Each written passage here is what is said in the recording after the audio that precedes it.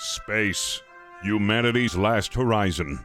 These are the records and expeditions of the Federation starship Lovelace.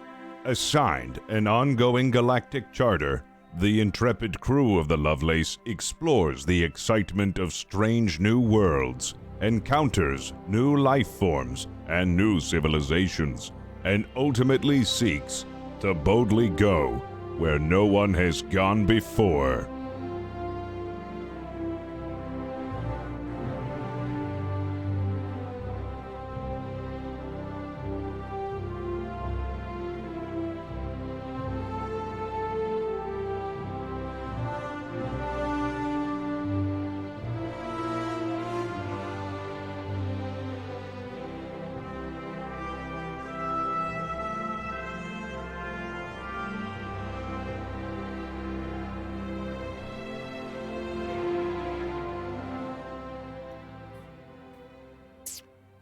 Hello everyone, and welcome to Fable Scraps' Star Trek Adventures Loveless. My name is Nicotine, I'm the DM here.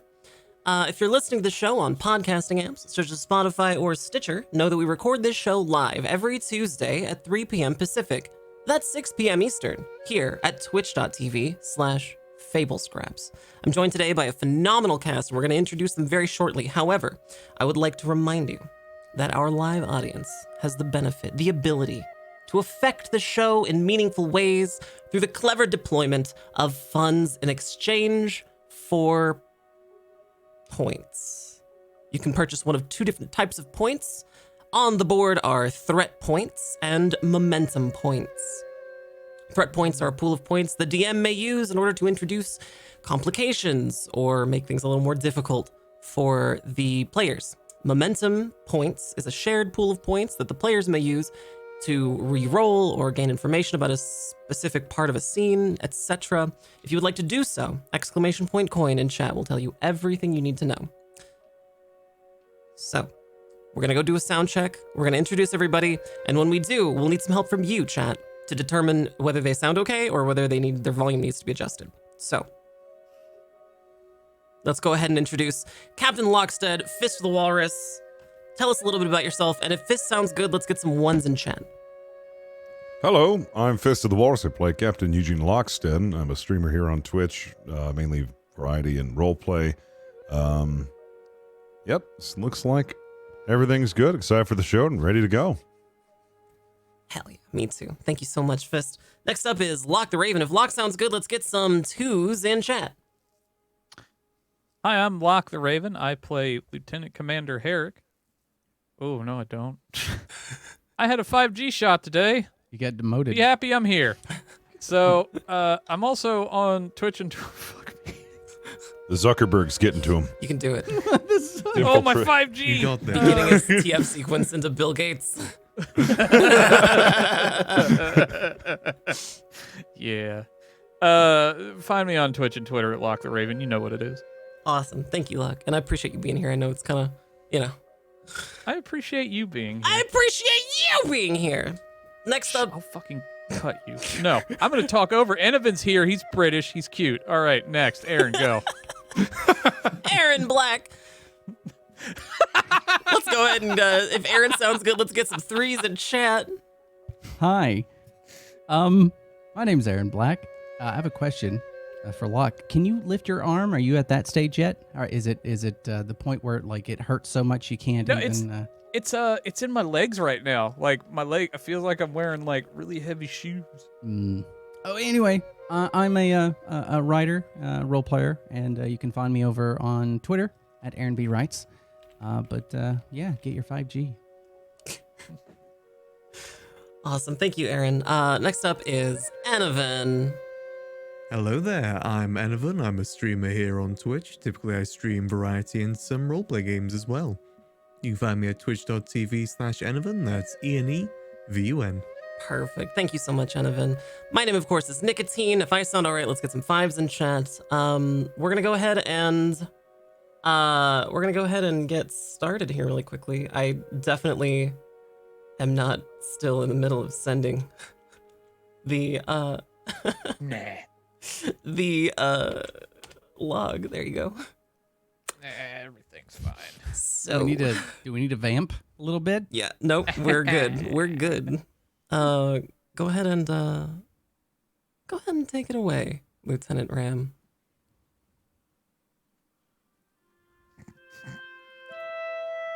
Lieutenant Log Supplement 44406.3. The Lovelace is en route to a diplomatic summit to meet a Klingon ambassador.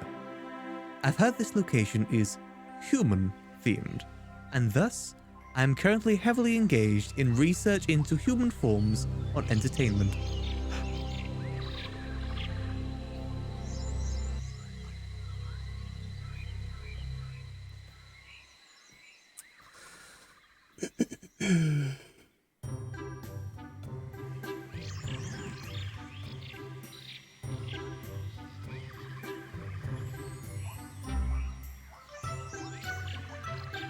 Oh, sure! We'll solve the case of the missing haystacks at Old Man Trotsky's farm. Where's Sherlock Hooves and her assistant Clopson? What could go wrong? Remember that, Clopson?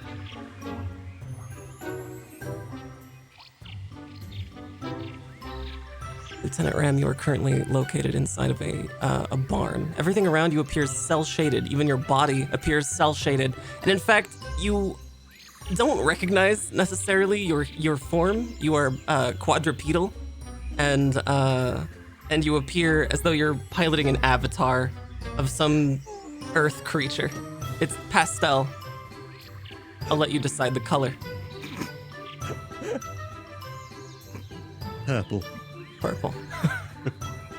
There's another creature identical to yours. However, this creature has a small insignia of what appears to be a magnifying glass emblazoned on their lower left hindquarters. You are inside of a large barn. It is dusk and quite muddy. Clopson, are you even listening to me? Yes, we best go out to get that hay bale forth hence before Farmer Johnson finds out. It's Old Man Trotsky. You're Old Man such Trotsky, a jokester. my apologies. It's so muddy here. These horseshoes are ruined. Haven't you found a clue yet? Well, I'm having a look around. It seems to be very muddy in here at the moment. You can make me a We might roll be able to find.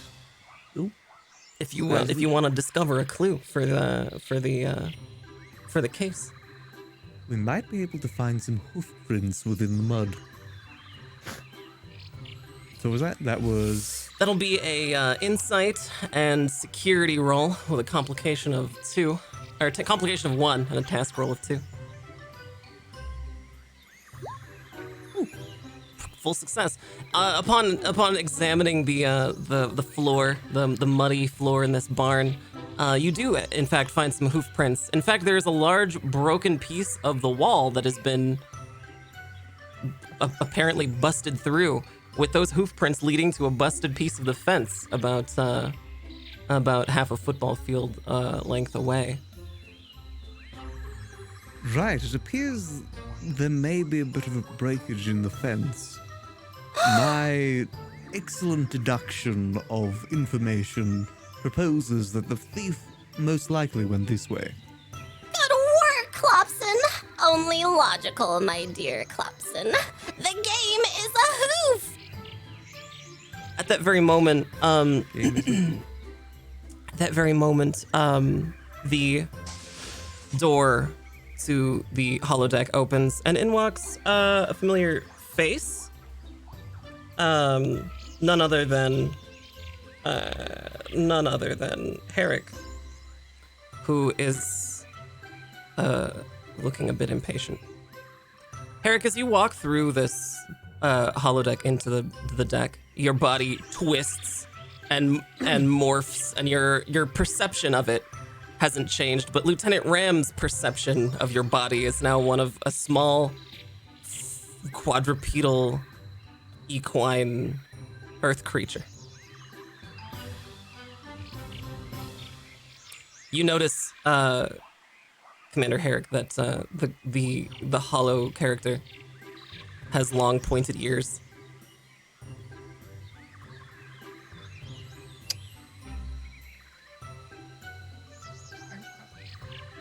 Herrick's going to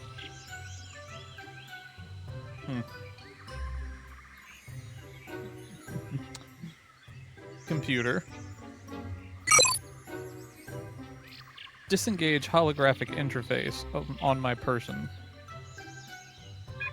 Understood. Yeah, you're no longer, you don't no longer look like a cartoon small equine. That's good.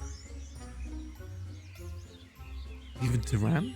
Or was that just to His- himself? To Ram. No, just no. He did it to You did it on yourself. You don't look like a pony anymore, Locke. Commander Yeah. Herrick. I- Just yeah. Lieutenant Ram. Oh, I thought Enovan was asking if he did it to both of them. No, just Lieutenant Ram still looks like a pony. So Herrick's going to take a moment and then slowly look at the tiny, whimsical little pony. The tiny purple whimsical pony.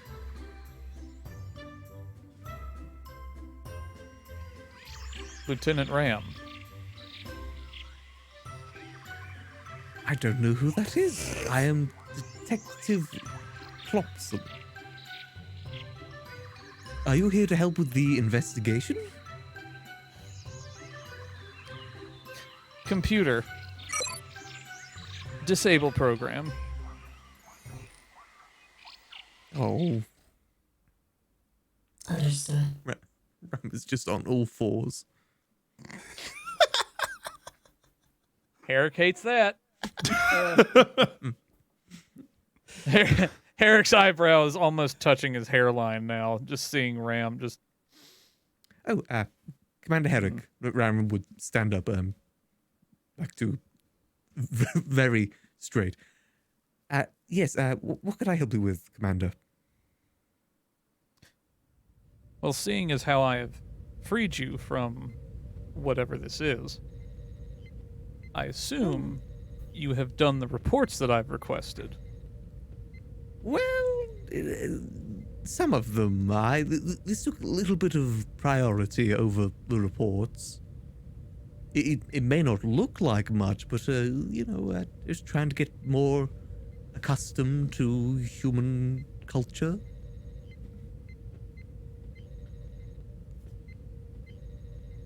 Lieutenant Ram, this is not the first, second, or third time I have requested these reports from you. Well, things come up, how important are the reports after all? It's, some other stuff has just taken priorities is all. I will note that in the formal reprimand I'm placing on your file. Well, I need the reports requested immediately. Right away, Commander. No more excuses. As Commander Herrick spins on his heel and walks out of the holodeck, we move now to Captain Lockstead, who is currently in the ready room. You have on your body a dress uniform.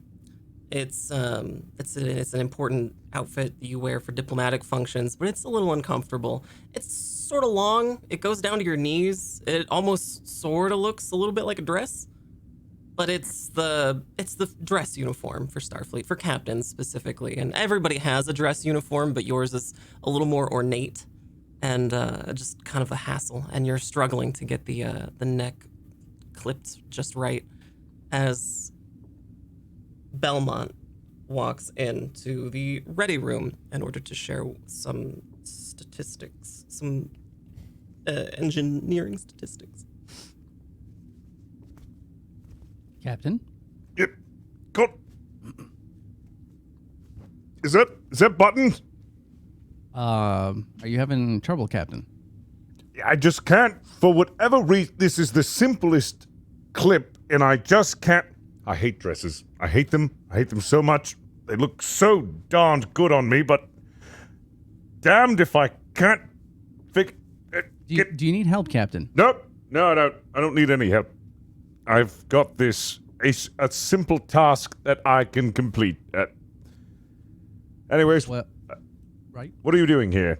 Oh, I was just going to tell you about the test we've run. The engine efficiency is running about as well as can be expected after the amount of time we've been in space. But I will say that the power relays are running at peak efficiency, and we've had almost no fires in the past week.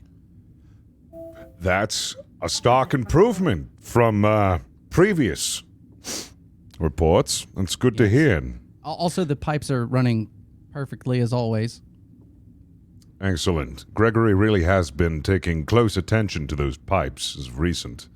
Yeah, I've tried to I've tried to motivate him to take some I guess more personal time, but I seem to find him from time to time just working in his off hours. Well, that's because he's no longer allowed to use the holodeck after that certain incident, if you remember. Right.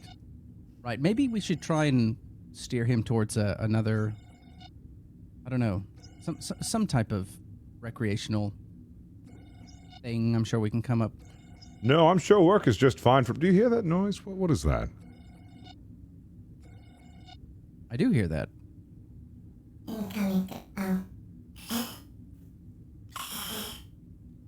Oh boy.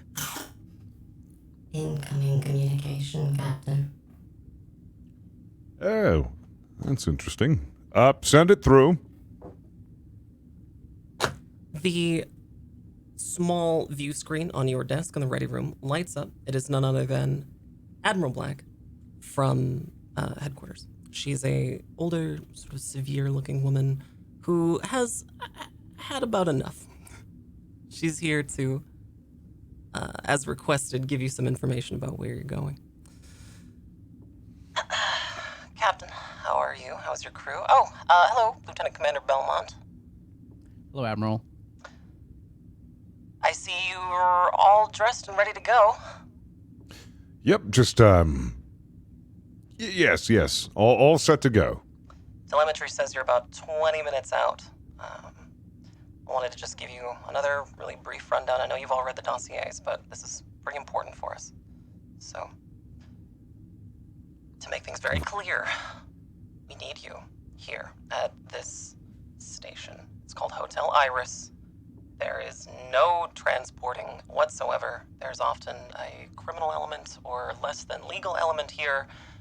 The no transporting rule is not just one that's kept by faith. There are dampening fields throughout the entire complex. Starfleet intelligence suggests that there are about 4 floors, and that's all we really know. We do know that the Hotel Iris is the preferred location for this particular Klingon house. You'll be meeting with an ambassador of, I'm gonna not pronounce this right, House Konja. House Konja. Konja. That's right. And apparently things are looking pretty well. We have basic intelligence that they're at least willing to sit down at a table and discuss with you the sovereignty of a few worlds that are currently under Klingon control. They might be worthless, but it's a big step. We don't know how many other Klingons will be there. Hopefully it'll be a pretty quick meeting. We don't anticipate this lasting longer than an afternoon. So, we have the frequency you'll need to communicate with the Hotel Iris, and, well, we wish you the best of luck. Thank you, Admiral. I'll be sure to make it an easy negotiation. Well, we expect nothing less. Bye-bye. Farewell. The view screen goes black. House Konja. I'm sure they have a much more aggressive way of pronouncing it. You think I should... Yes, because it's Klingon. Do you think it should be House Konja? I don't know. I think, like, maybe. usually they have like a stunted part of each word, so it's like kunja sort of thing. So Conja! Like that? maybe. I mean, that sounds good. I honestly, maybe they'll say it first. Hopefully so, because I don't want to be rude and pronounce it incorrectly, so maybe we will have that liberty of them introducing themselves. Maybe I should start off with introducing ourselves first and then have them do their honor, and then I can pick up. I just want to make sure that we don't make this any more difficult than it needs to be. Right. It's already not starting off as a good day with this. I mean, it's on at this point, right? I mean, that's It's crooked. Captain, make me a roll. It'll be a control and command roll with a complication of 3 and a task roll of 2. Okay. That was control and command, right? That's right. Oof. Okay. Well, it's mostly on. It's mostly on. If you're not familiar with Starfleet fancy dress, you probably wouldn't notice. I mean, from this angle, actually from this angle, Captain, it looks pretty good. Yeah, I'm not going to fuss with it anymore. It's about time to bring your bridge crew in for final approach to Hotel Iris. And I'd assume that all bridge crew understands that they are going to be getting dressed for this occasion as well? That's right. Or, okay. You can bring anybody you want.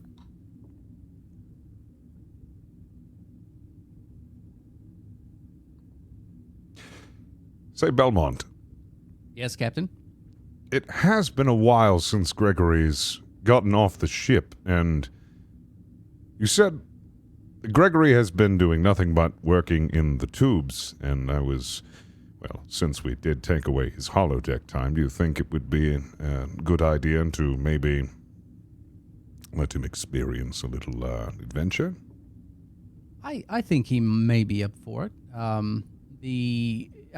Mentally, he's definitely a bit stir crazy. So, yeah. It might do him some good. But I'll have you invite Gregory. If I invited Gregory, I feel like I would be sending the wrong message. I understand, Captain. I will, I'll get him ship shape, ready to go. Excellent. Computer. Message all bridge crew to report to the bridge. Understood.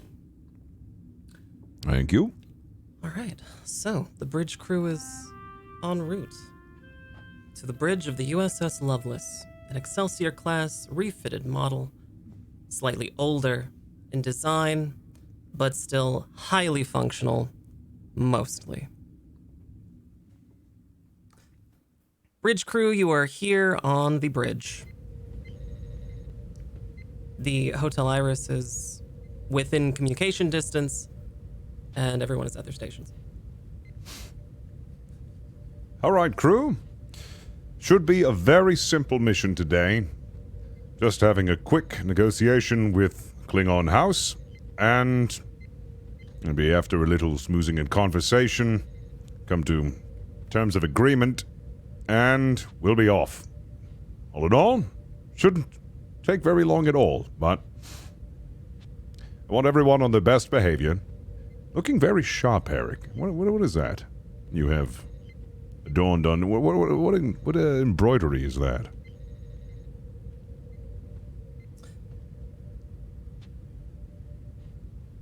Eric? Herrick? Hey, Herrick. Eric? Oh dear. Herrick is He's gone, Captain. Herrick is No, rather this is one of those rather deep Vulcan in meditations. meditation. Yeah, Well, I've seen that's this. fun. My headset clicked off. Herrick, we should know, are you in Starfleet fancy dress or are you in Vulcan fancy dress? Like Starfleet. robes? Okay, You do a Starfleet, sure. especially since they're going to represent Starfleet at a Klingon function. He would Sure. I think before anything really kicks off, I would have contacted Gregory. Yeah. Just to.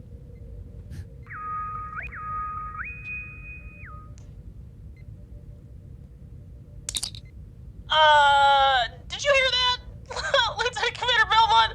Cause I'm definitely not the one responsible for it. You're fine. You're fine. Actually, Ensign, I have a task for you. We are going to be going off ship to a station, and I would like you to come along. And you need me to clean Captain Lockstead's room? No. Because I can do it. I can put the fountain back in. You guys want the fountain back in? I still have it. It's in my quarters. That's a really tight fit. I've been saving it, just in case, We can move that to storage. You don't have to keep it in your room. But you need to get into a dress uniform, before we head over. Wait, you want me to come? Yeah, absolutely. We Are there going to be Ferengi there? Is that why? There's no Ferengi. I actually don't know if there will be, but regardless, I think it'd be good for you to get off the ship for a little bit. So, you've been doing a great job. Just wanted to tell you that. In your station, and I really think that it might be fun. So go ahead and whatever you're doing now, stop. Go ahead and get in your dress uniform, and we'll be meeting you, I believe, at the shuttle bay, and I'll let you know which one. Which shuttle.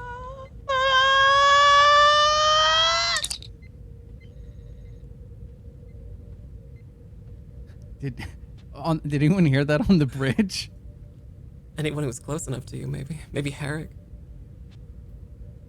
Eric is definitely looking at Lieutenant Commander Belmont with a...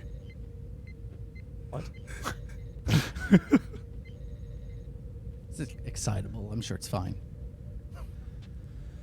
Well, Oh, Herrick doesn't know anything about this. All right. Well, And then he's just going to look at the captain. what? Oh, no. Belmont is just inviting Gregory out because since Gregory has been disallowed from using the holodeck, need to find another way to, stop the stir craziness. The pipes are looking great, but, all work and no play makes Gregory stir-crazed ensign. What a perfect idea to have him cause an incident with the Klingons. I don't think that's going to happen at all. Gregory is well behaved in situations such as this. Remember the last time we brought him out? We didn't have any issues, I don't think. No, Captain. But I do remember the holodeck. Both times. Yeah, I remember that. Well, holodeck and reality are quite What do you mean different. both times? There's only happened one... Is there Both another times. time? Is there something you're not telling me? Because I only remember once. Both times. Okay. And it was a good decision that we disallow Gregory from using the holodecks. Anyways, shouldn't take too long. Any questions before we head off?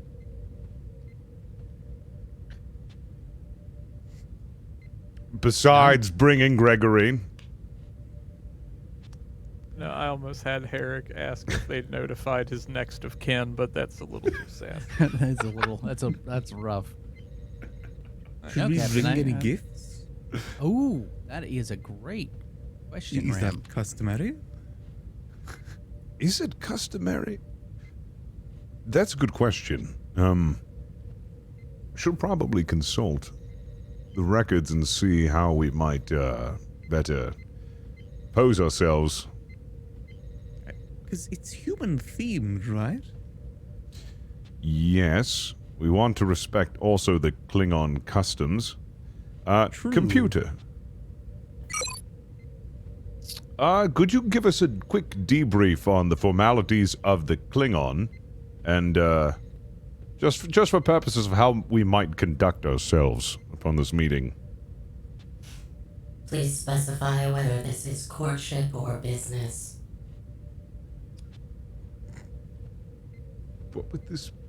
It's like, it would be business, yeah?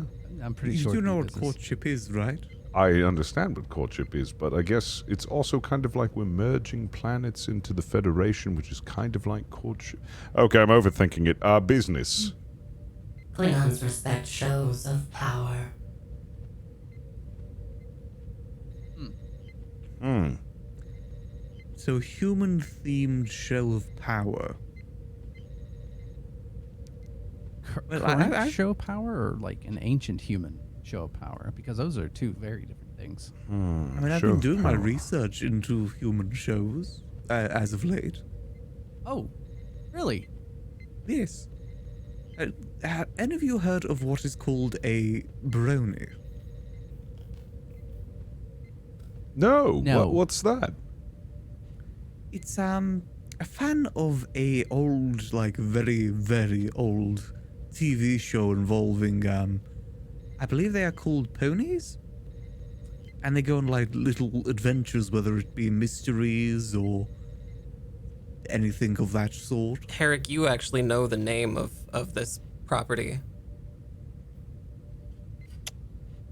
Eric knows a lot of things he doesn't want to.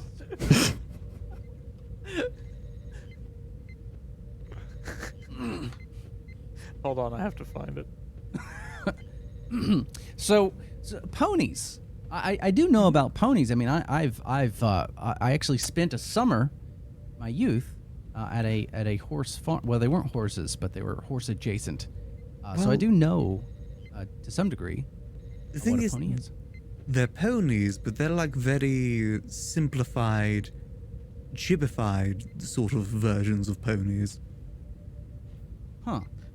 The program that Lieutenant Ram was running when I came to inquire about the reports was called Falabella World.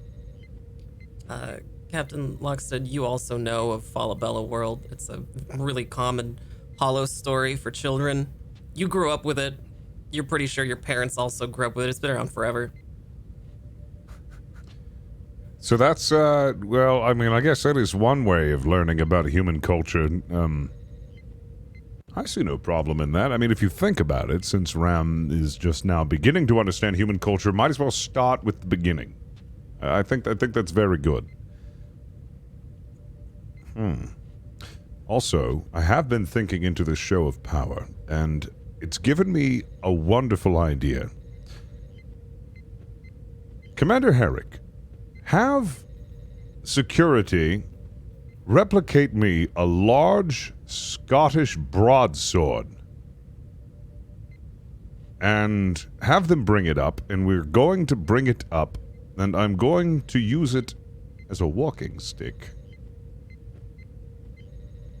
I feel like that's going to be a good show of power. It's harmless because, I mean, it's a broadsword. I mean, it's not harmless, but it is harmless compared to the stuff that they have. I mean, it's just, you know, something of a human culture thing that I feel like they will respect. Eric patiently lets Captain Lockstead finish. I'm done explaining. We're good to go. Perhaps you should make it an actual gift to them, rather than approach the Klingons using a bladed weapon. While I admire your idea, sir, they will undoubtedly take it as a challenge. It's a good thing, or yes, They will try to kill you. Oh, yeah, probably shouldn't do. Let's give it to them as a gift and have them replicate a really nice bow on the hilt. Yes, Captain. And Herrick will go off and make arrangements for someone from security to replicate a authentic broadsword. I don't know much about these. I know swords in general, but a broadsword. What exactly is it? As it sounds, it's broad. Is it very wide? Is it a very wide sword? It's heckin' big and heavy. So just a very large. Okay, I'm interested in seeing this. So am I, because I've only read about it in books. So to see it in person, well, I'm not actually sure how large it's going to be. Have you ever heard of the Klingon bat'leth, Captain? I'm not familiar. It's I guess it's their version of a sword. It's sort of a crescent-shaped fighting device sort of thing that they have. There's points on it. It's impressive. It's very impressive. I've read about them. I've never seen one. I'm interested. Perhaps we will have an exchange of gifts, and we might receive one. It depends on how they receive the broadsword, which I hope they enjoy. Right. Lieutenant Very Graham, well. you are receiving a communication.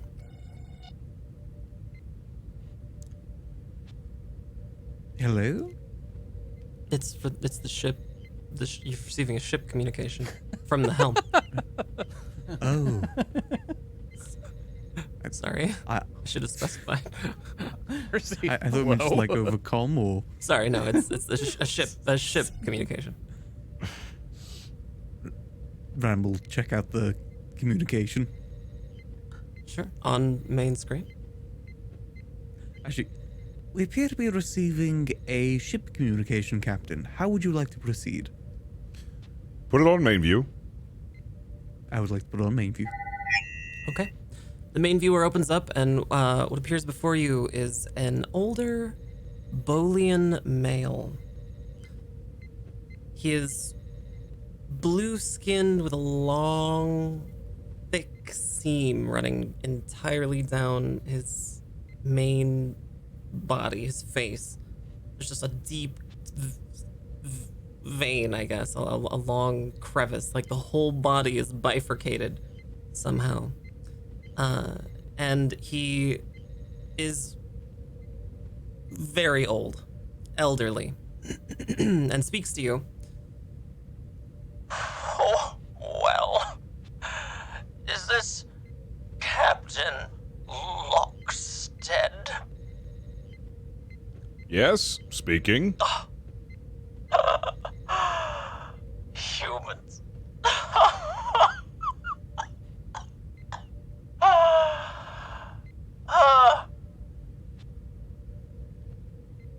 My name is Court Flanell. I'm the owner of the Hotel Iris. Pleased to meet you. I'm very pleased to meet you as well. I suppose you'd like coordinates for your shuttle bay? Yes, that would, yes, please. Very well. We'll be expecting you. You'll make your landfall in the shuttle bay at these coordinates here. And you'll be taking a separate craft to the hotel. I look very much forward to meeting you and your crew in person. As do we. Thank you very much for the coordinates, and we shall see you shortly. Toodaloo. The main viewer goes down. What was so funny about humans? I mean, I don't know. Commander Herrick?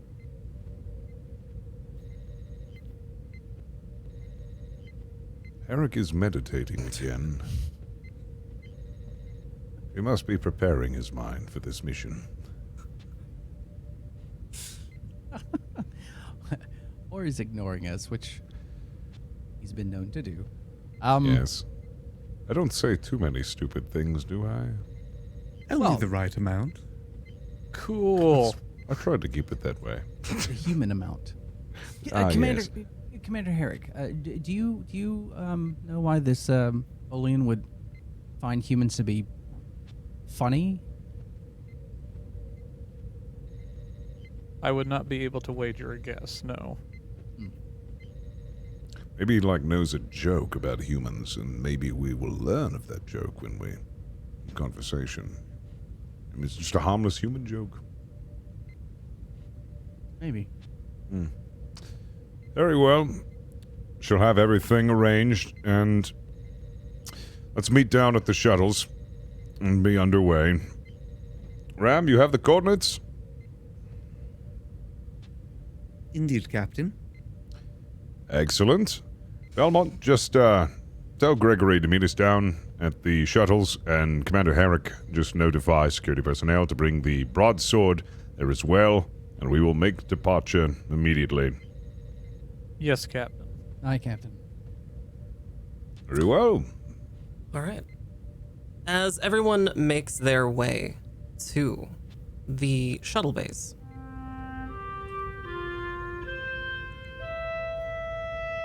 you find yourselves appearing in a large shuttle bay. There are 2 shuttles here that belong to the USS Lovelace. I don't believe they've been named. I think it's Shuttle 1 and Shuttle 2 at this point.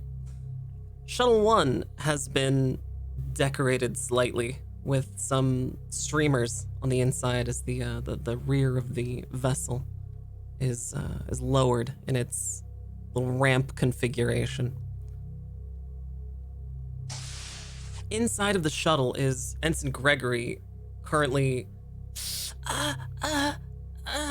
patching up a leg injury with some white tablecloth. It's bleeding a little bit, and there's a large broadsword just next to him.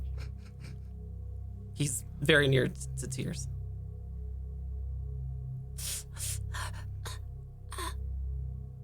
Is everything all right in here? Oh, Captain, I wasn't playing with it. I just wanted to see it. I don't know what happened. It attacked me. Hello, Captain. Am I going to regret bringing you? No, of course not. Please don't leave me here. I'm this close. I'm going to grab the med kit that's on board and just get out whatever I have, that a coagulant or something, just to stop the bleeding. And I'll just stay still, Ensign. Oh, thank you. I was just cleaning it. Yeah, there saw some probably from security, some fingerprints on it. And I just wanted to clean it, because it's supposed to be like a gift. You know, it's probably better that it has actual blood on it. I feel like the Klingon will respect that. They will smell it's his. Is that a good thing or a bad thing? He is still alive. Oh. We should clean it. Okay. I'll replicate some bleach. It's fine. You sit. Okay, Ensign, I'll be here. I'll just be right here. It's fine. Okay. The alternative is we kill Gregory. we could just... As the door hisses behind the crew, they all find themselves aboard shuttle number 1. Ram, you're sitting in the pilot's seat. Everyone else is kind of mingling around. These shuttles are about the size of a Winnebago. Pretty large enough to constitute having a table, like Denny's style table with a replicator. There's some supplies stuck to the wall. There's a couple of portholes, and they're pretty roomy. Ensign Gregory is at a table currently, nursing the wound. Where are you, Commander Herrick and Lieutenant Commander Belmont? I'm probably trying to keep Gregory calm, just babysitting, essentially. Just hold on. We're gonna, you're gonna be fine. Do me a favor, if don't speak directly to the captain unless an emergency or he talks to you. Okay. Okay. Ensign Gregory flops onto the table, head first. Are you, Ensign? Oh, I'm sorry. Hello? Are you okay? I fainted blood. Oh. It's fine. That happens. Sorry. It's okay. Sorry, No, it's okay. Is it still all bloody? No, actually, it's and I think at this point I would have wrapped it up pretty well. Like, Okay. no, you're fine. All right. Okay. You're fine. Eric has hefted the sword, cleaned it, and then, after giving Gregory a look, returned it to the scabbard that was replicated for it, and it shouldn't have been taken out of in the first place. Thank you, Commander Herrick. I have to admit that is a handsome sword. I did take a peek at one in the databases before we got down here, and my goodness, that is imposing in person. Yes. Yes, it is. Lieutenant Commander Belmont, since you treated Gregory, I'm going to need you to make a roll for me. Sure. It'll be a insight and medicine roll with a complication of 2 and a task roll of 2. All right. Oh, clicked. Oh. You cut his leg off. That is a critical failure. Do you want to re-roll it with some momentum? Is it worth it? I mean, it's just Gregor. It is Gregory. And we've killed Gregory. You go to use a hypo spray, Lieutenant Commander Belmont, and the hypo spray that you are using is meant to dull the pain just a bit. However, the hypo spray that you end up applying to Ensign Gregory is a Hallucinogenic narcotic. it is hallucinogenic, and it is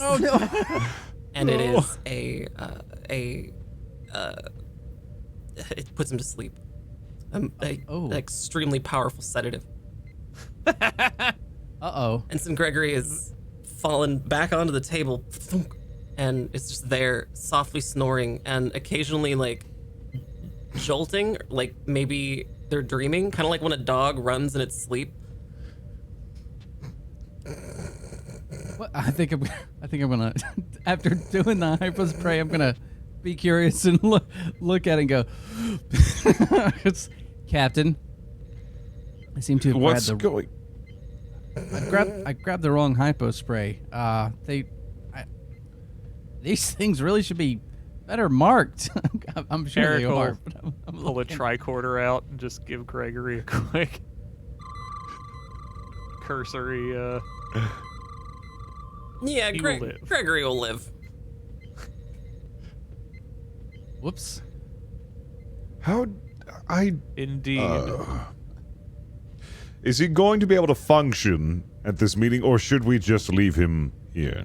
Well, I I mean, would this is recommend leaving him in the ship, Captain. there. We might have a stimulant. I'm gonna look in the medical bag. Herrick will just gently put his hand on Belmont's shoulder. Uppers and downers. I mean, I'm not saying we have to. I'm just saying, Lieutenant in a Commander. pinch, in an emergency. Lieutenant Commander, Yes. leave the ensign alone. Oh no! I just want to see if we have a stimulant.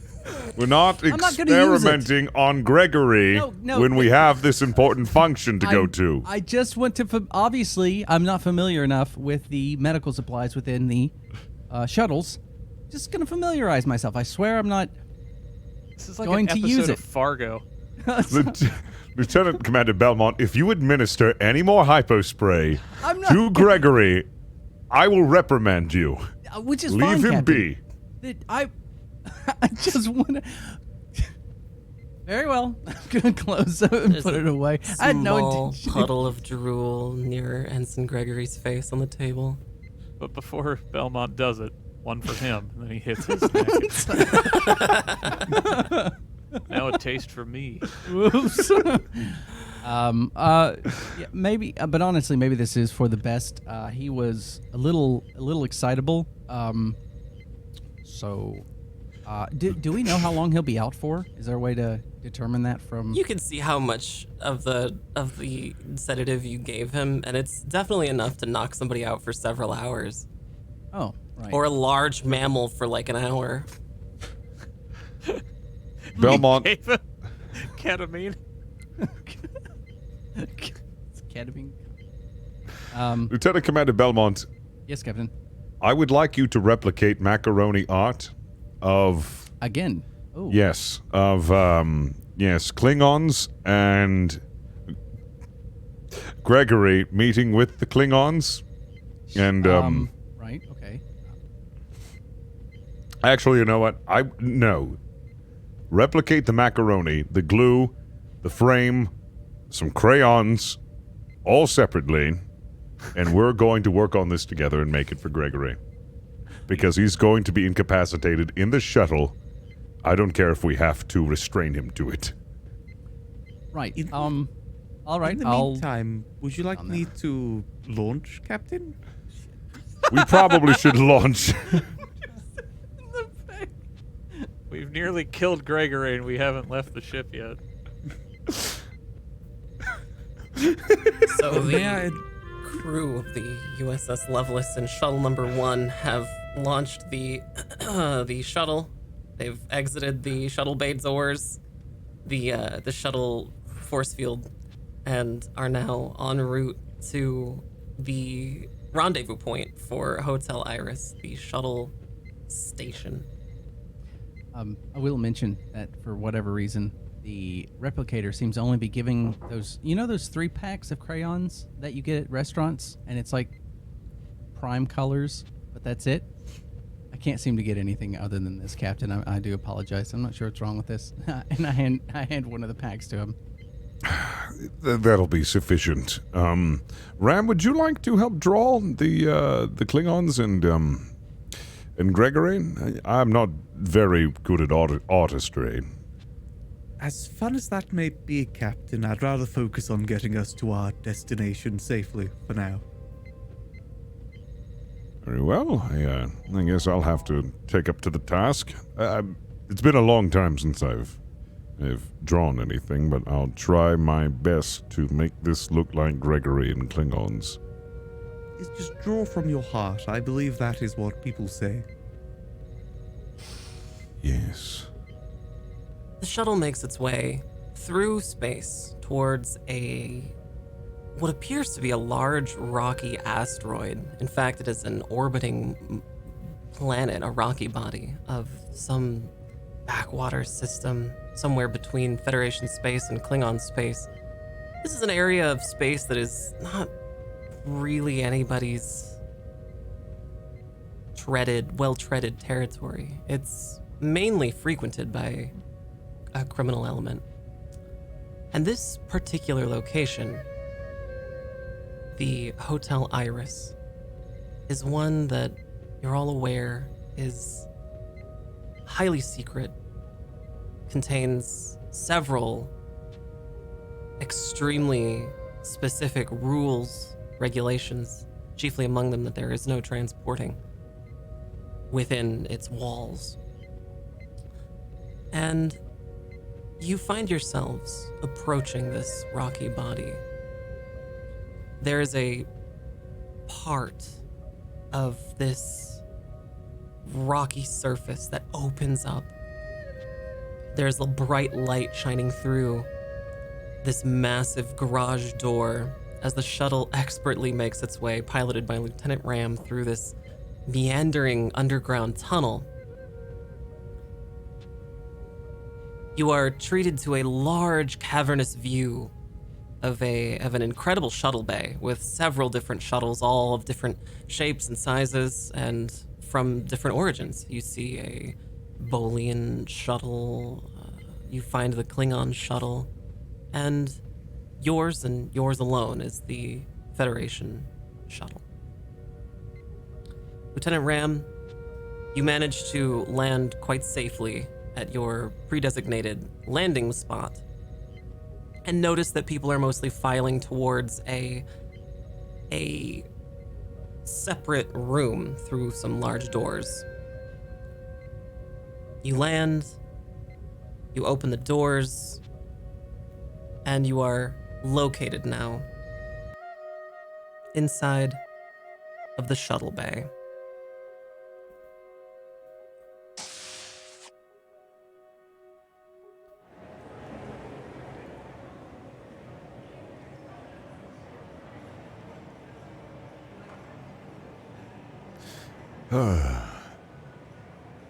Very well.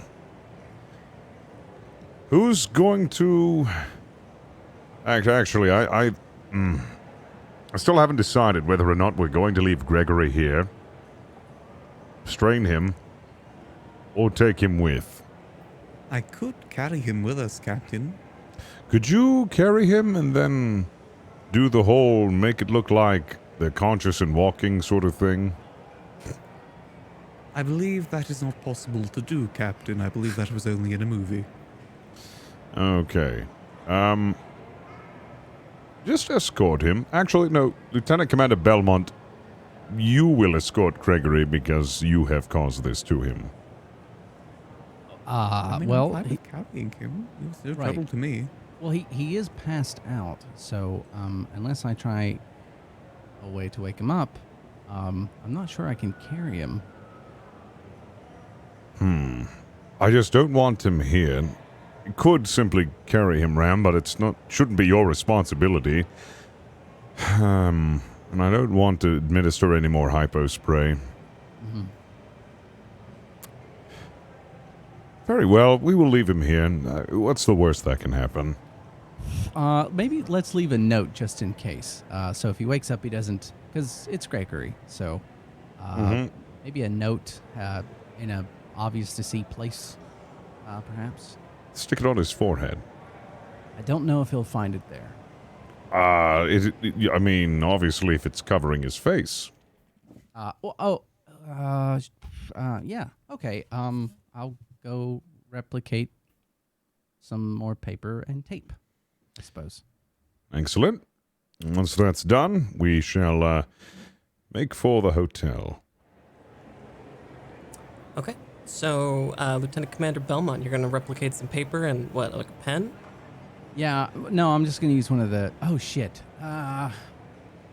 Did the captain finish the macaroni art drawing? There are macaroni art supplies. Yeah. Well, I did. Ancient macaroni art supplies strewn across the table. There's also a bit of drool from Ensign Gregory. so my concern... And I guess I'll say this, Captain, by the way, my concern is if he wakes up and he sees the macaroni art supplies on the table, then that might destroy the ruse. Also, Yes. Yes, quickly, just remove it from the bay, from the shuttle, and just do a quick cleanup, and then should be fine. I'm sure there's trash cans. All right, well, I'll go ahead. So yeah, I'll probably. You can put it in like a storage container inside the shuttle. Actually, that's a great idea because it seems to be a recurring issue. So yeah, I'll do that. You open up the door to the storage container inside Shuttle 1, and actually a bunch of macaronis and paper and stuff just kind of tumbles out. Like, this is maybe not the first time this has happened. Oh, right. Whoops. Who's been doing the checks on these shuttles? I'm really just talking to myself at this point. Lieutenant Ram, you distinctly remember doing this several times with Gregory. This exact scenario playing out just several times. That's, why there's so many macaroni art supplies in the storage container in Shuttle 1. You decide if you want to say anything or not. I'm sure we'll remember next time that they're there. Oh, sure. Next, okay. I'm gonna put everything away. I'm gonna replicate some paper, tape, and a pen, and Captain, I think you should write this and sign it. I think he'll follow your directions to a T. Very well. Yeah, Gregory. We will be back in a few hours. Please stay in the shuttle. It is imperative that you guard it. You've done tremendous work here already. You just couldn't remember it because you Are exhausted? are exhausted. Signed, Eugene Lockstead. Feel better soon. Captain, go ahead and give me a roll. It'll be a presence and a command roll with a complication of 2, a task roll of 2. Okay. Oh, okay. All of that is completely intelligible, and you have lovely handwriting. That could have gone very Sweet. wrong. Gregory. Just like, am I getting a prescription right now? What's going on? So many of you have grown up in space where, pens and pencils are kind of obsolete. That's true. That is very true. I think a captain would work on his penmanship, just in case. Yep. I do because I'm extra.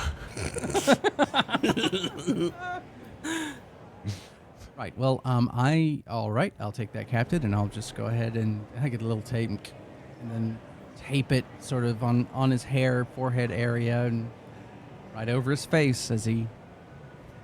You notice Probably- as you've lifted Ensign Gregory's body back into just laying back in the seat, that when you tape the thing to his face, you can see like a small wet circle start to form on the paper as the drool starts to make its way through the page. Oh, is it enough for me to pull it away, or is it how saturated is this thing gonna get? It's not that saturated. It's just a Okay. little. It's sticky. Okay, then I'm just gonna go ugh, and then walk back over and be like, all right, Captain, I think we're ready to go. Excellent. Let's make our way to the hotel. Sure. I imagine Commander Herrick will carry the sword. Commander Herrick is definitely carrying the sword. Okay. As you make your way down the lengthy landing pad, you notice that everything here appears sort of opulent. The lighting is even and golden. The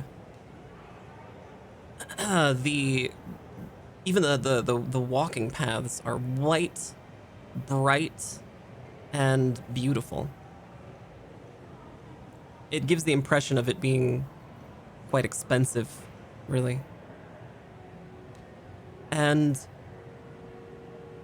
there aren't too many people you can identify as guests. There's several, and they are also sort of opulent looking. They have nice clothes or fancy luggage. Most of the people who work here you can identify as people who probably work here.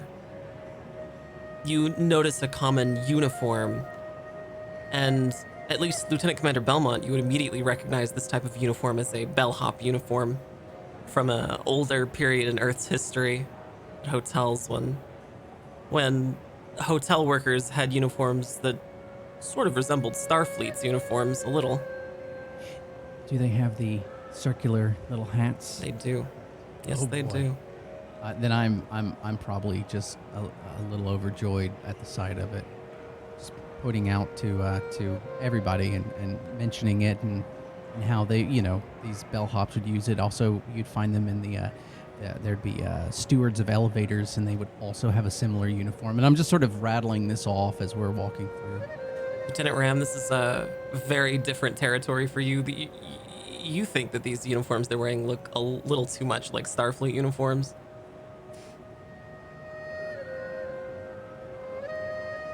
You sure you guys don't want to try and think a little bit different?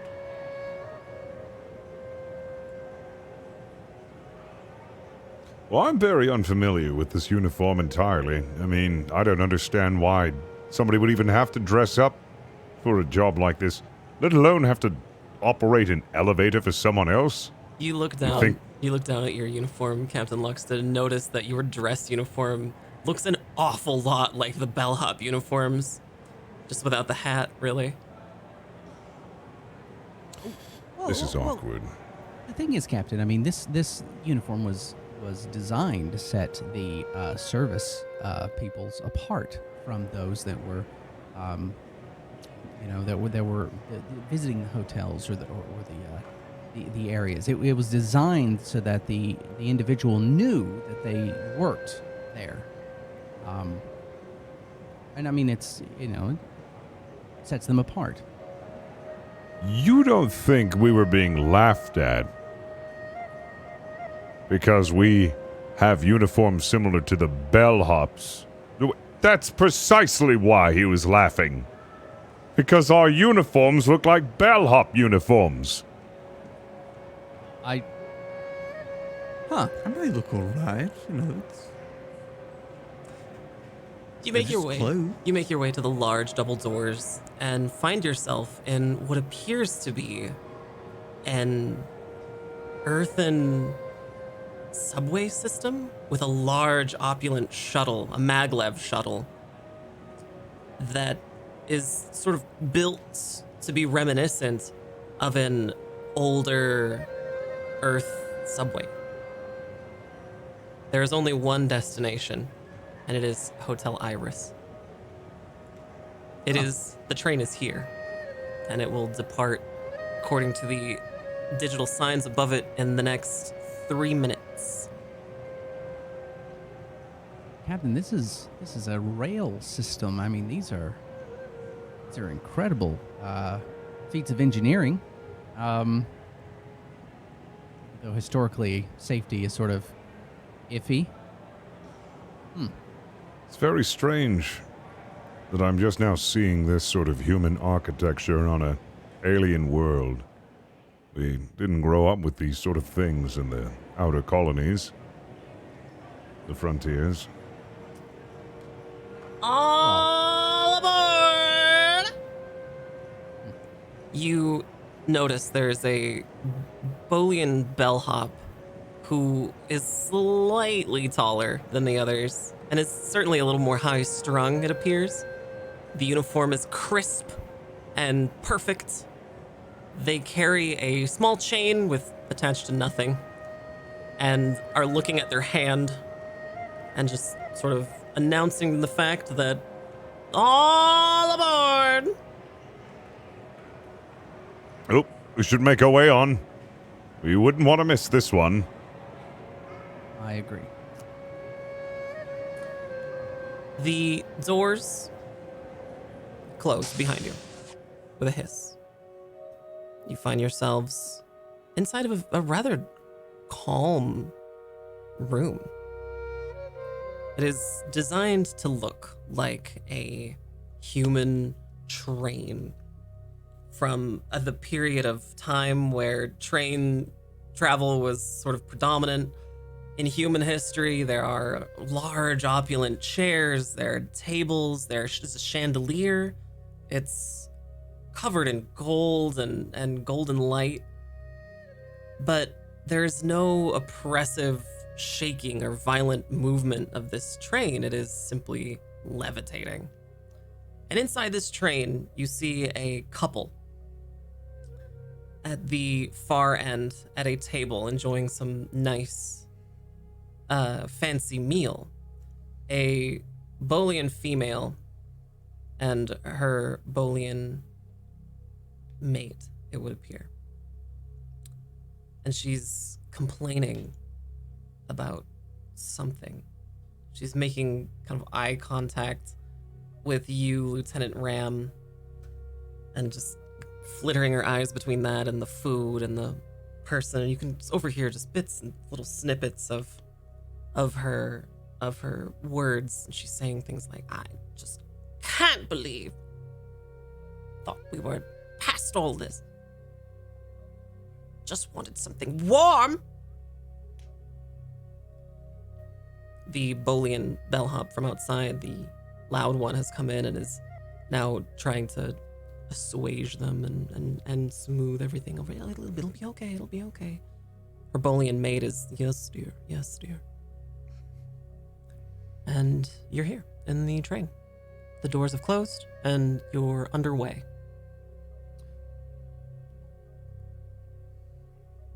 Excellent.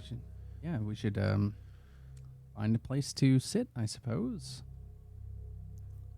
Yes, do be careful with the sword. We don't want to bump anybody with that or, God forbid, break it. There's a familiar song that's come on over the gramophone in the corner. What are the odds? It's a good song. If only I had some tea. This is some tea drinking music right here. Tea, sir? The Bolian from before, in the bellhop uniform, just appears near you. Oh, yes, that would be lovely. We love humans. My name is Frisk. Frisk Waltalk. I'm the steward here at the Hotel Iris. I'd like to formally welcome you. We've been expecting you. Captain Lockstead? Yes, correct. Wonderful. And crew, welcome. Welcome to the Hotel Iris. Thank you. Is that Yeah. is that a knife? No. It's like a knife, but very large. This is a broadsword. It's a gift. I see. It's a gift. We have a very strict no weapons policy, I'm afraid. Well, this isn't a weapon. This is a gift. All right, And well, it is sheathed. I'm going to have to attach an orange tip to it. I hope you'll understand. Just so that security can identify that it's been seen and approved. Of course.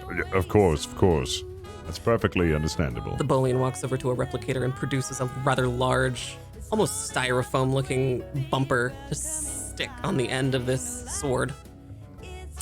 There you are. Perfect. Excellent. I'll whisper to Herrick, we're going to take that off when we meet with the Klingons. Of course, Cap. Tea for anyone? Anyone would like some tea? Actually, what else do you have? All the human varieties of drinks. We have Sherlock Temples, Bob Rogers. Bob Rogers. Okay. I will say, surprise me, if you wouldn't mind. Wonderful. We love surprises. I'll be back with drinks for everyone. Thank you. The Bolian floats off. Maybe I should have ordered a tonic and gin with this music. Maybe. I've tried those. They're not great. Well, it's not for everyone. Synthahol on the ship is... it doesn't really do it justice. Lockstead passively calling Belmont a nerd. No, it's just like if I'm going to have something synthahol-ish, I think it should have a sweet fruitiness to it, you know? And maybe they have those little umbrellas. I don't know if you've seen those. They're wonderful. They put them in there. It sort of makes it festive. It doesn't do anything for the flavor, but I think it adds something. Really, One app. Premise? I can't take you anywhere. The Bolian female is yelled rather loudly at her mate, apparently named Premise, who spilled something on the tablecloth. I'm sorry. I'm sorry. Yes, dear. Yes, dear. Oof. What do you think they're Just marital quarrels, I suppose. lovers Very tiff? Very uptight around here, so... And those drinks. Hello, everyone. I've got 2 Bob Rogers and 2 Sherlock Temples. Thank you. Wonderful. Thank you. We left the formaldehyde in the cherry to make it authentic. Thank you. Of course. Wonderful. Could I also grab just the tea? I just wanted some tea. Oh, of course. What type of tea? Do you have any English breakfast tea? Of course. I'll get some right away. Excellent. Hold the formaldehyde. Of course. Thank you. Discerning palate, I see. Mm-hmm. They float off again and return momentarily with a cup of English breakfast tea, and it is, to its credit, delicious. Frisk has floated away again, and you can tell by a small electronic map above the door that you are very nearly at the Hotel Iris. Would you care for another formaldehyde cherry? You know, I'm actually. Do I have my tricorder on me, or did I not bring Yeah, that? you have a tricorder. Yeah, I would have scanned this drink to see exactly how lethal. I mean, technically, you could have a little bit of anything and possibly live. So I won't even make you roll for it. The tricorder scans report that there is some seltzer water, some cherry flavoring, grenadine. There's a hint of lemon and a maraschino cherry. It's rather authentic and contains a trace amount of formaldehyde. Oh, trace amount. That's fine. Okay, well, I think I'll pull the cherry out and I'll go ahead and have a sip. How is it? Oh, it's delicious. Oh, okay. Actually, this is wonderful. My goodness. Lieutenant Ram, are you taking everyone's cherries? Just in case we need to, have a projectile pit fired at the Klingons. Actually, Ram, do you know how to tie a stem into a knot in your mouth? Is that a... I can't say it's something that I've done before, nor is it something that would probably be involved within my programming. What I'm saying Ram is doing. I'm just wondering if your tongue has the what's the word I'm looking for? Jesus Christ. Is it prehensileness? The ability to do that, because I do Dexterity? know that dexterity is a good word. There are a lot of humans I do know that have that ability. Not personally, I just have read about this, so I just figured that would be a simple task for you. Lieutenant Commander Belmont, you know from personal experience it is a common trait among Orions. Orion female. Nice. Nice. You want to give it a shot? I would not even know where to start with that. Herrick is sitting there just watching this entire thing unfold. Just No, I'm not saying. I mean, I don't think I could pull it off. I just figured you'd out of all of us, you'd be the one that could accomplish it. Do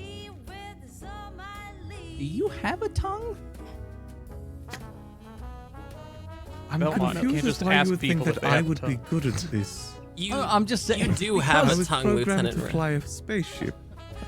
Right, which means you're very precise with with the movement of that. I'm just we're in a nice setting and just having a conversation. I'm not trying to pressure you. you trying to ask him out? What's going on? Lieutenant I'm not trying Ram, to pressure you. Lieutenant Ram, you open your mouth and just retrieve 3 separate cherry stems that are perfectly tied in knots, but they're like chained together in this extremely elaborate chain. Does that Lieutenant answer your Belmont, roll question? for an awakening. That is impressive. My goodness. Wow. Again, it is not my intended purpose to be able to do that, but it's more of a coincidence that I'm able to do that. It's Well, more right. efficient. I just think that I don't know. I just More thought it was efficient with fun. my mouth? Yeah. We have arrived. Oh, I wish I had another drink. that's a shame. Me too. Shall we? The Bolian female and her partner are leaving the car. She's dressed in a long, flowing white gown with ornaments, some jewelry. She has no hair, but she is very slender, almost appears to be like a supermodel. Her husband is carrying a lot of luggage and just, yes, dear, yes, dear. Hurry up! Yes, dear, yes, yes. Premise, we don't have all day. And she just leaves in a hurry. And the man, as he walks by you, the Bolian male just kind of looks over at you, Captain Lockstead, with pleading eyes, like, just keeps going. I am so glad I never married. Well, I don't. Did you say this out loud, like to all of us? I was like just under my breath. It's like I just have so much pity for that man. You arrive in a large room, an opulent room. It is easily 4 or 5 stories tall.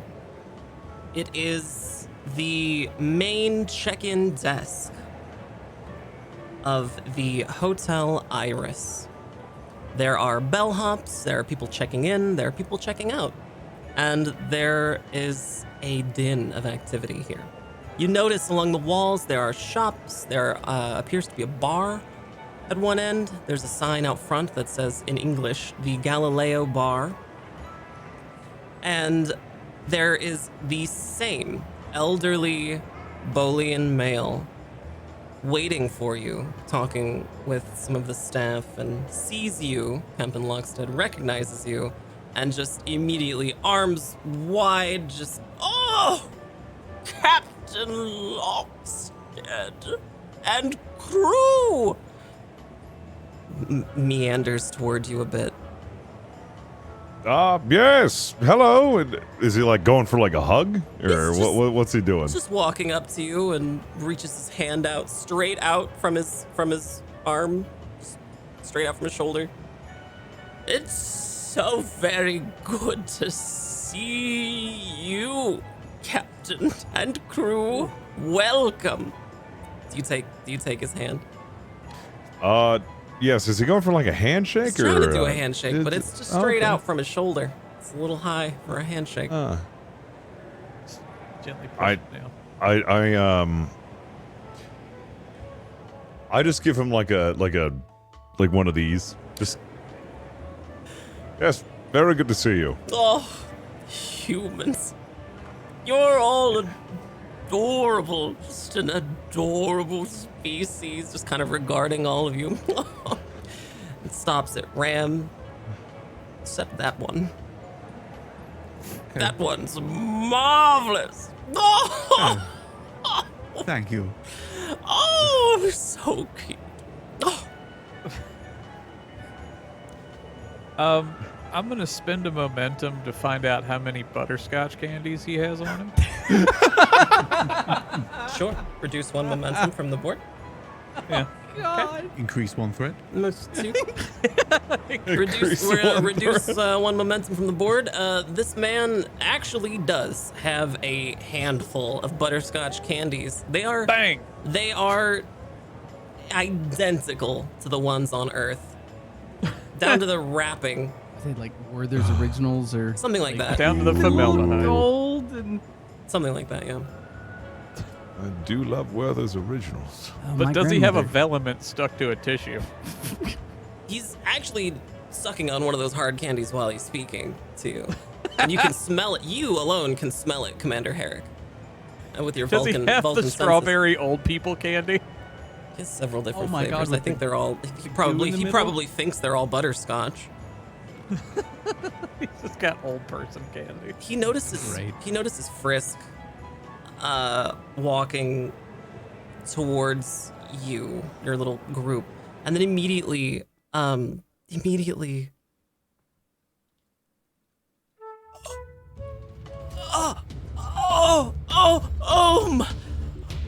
my heart!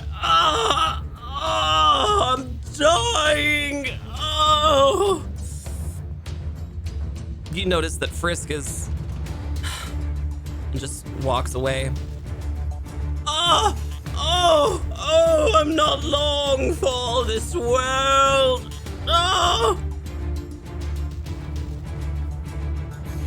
I think Lockstead is going to look over to Belmont and Herrick and be like, what is... He can't tell if this is a performance or not. I guess I'll pull out my tricorder and immediately start scanning him as he's. Court Flanell, the owner of the Hotel Iris, drops to one knee. I'm dying! Your tricorder. You can make a little roll for me. Sure. It'll be a insight and science roll, or insight and medicine roll with a complication of 3 and a task roll of 2. Oh my God, here we go. Full Holy success. Your tricorder scans are coming back that this is a elderly Bolian male, and all life signs are normal. Oh. Captain, I think As this might. as the bellhop comes back around the corner and hands him a drink. Thank you, Frisk. Don't mention it, sir. You seem to like to have fun around here. Things you have to do to get a drink around here. Yes, what an eccentric performance, indeed. Human whiskey! So, Brian, would you like some? I'll have you sent a bottle. Thank you. Do you have gin? No. Oh. I hate the taste of gin. Oh. Screw what everyone else likes. It's like eating a juniper bush. Well, I understand. That's fine. I'm just kidding. We have so much gin. You had me there. You definitely did. He drinks. You see a glass that appears to be like a human glass, like a tumbler, and it's almost full of whiskey. And you watch this old Bolian man drink the entire glass. Just in one chug, drinks the entire thing, and it's pretty full of what appears to be whiskey. Hits the spot every time. You're really throwing them back there. Is everything okay? We celebrating? Pats his stomach, which is rather prodigious, and just says, Bolian physiology. Metabolism. High tolerance. Is correct. Now, and he just sort of reaches down to Ram and kind of grabs Ram's shoulder and just kind of arm in arm with Ram just starts walking past the check desks further into the hotel and just says, now tell me, we've had some trouble with entertainment as of late. Can you recommend something from the cinema or human entertainment of some sort? Something authentic. Have you ever heard of the Adventures of Flutter? I think we played that, Frisk! Frisk is right on the other side of him. Just, yes, we had the Adventures of Flutter in Holodeck 2 for several years before you told us to take it out. You said it was scaring the children. Oh! Little blue weirdo. Ah. Something new, something different. Something new. Something different. Have you ever heard of ponies? Write this down. Frisk, write all this down. I'll meet you all momentarily. I'm going to smooth things over with the Klingon best. I'll see you in the ballroom in a good 5 minutes or so. Yes. Yes, we will see you there. Hulu just kind of saunters away. This big Bolian in a fancy outfit. You are just with Frisk, who has a data pad, and it's just typing things. And you said, spell pony for me, pony. A pony is spelled Pony. I see. Okay. And then what about them? It's a old show regarding ponies. Commander Herrick, you know the name of this thing that Ram is trying to describe.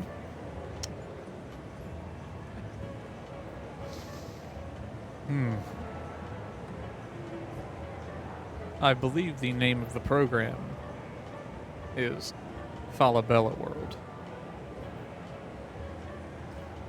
All right, Falabella World, got that. You'll never admit this, Commander Herrick, but you actually did enjoy Falabella World as a small child. It looked very different. It looked very different, and there was the design of all the characters was quite different, and it was many years ago. But you do remember. So it wasn't the show at all. It was very different from what you remember, but you did enjoy it as a small Vulcan child. Is it like the adjacent Vulcan learning version? Yeah. It's localized for Vulcans. It's mostly None of them have whimsical voices. It's mostly math. It's all string theory. Mostly all math of it. problems and physics. How do we solve this quantum mechanics theory? Only one way to find out. To receive the apples, you must achieve this the equation. Whimsical physics problems. I especially like the string theory episode.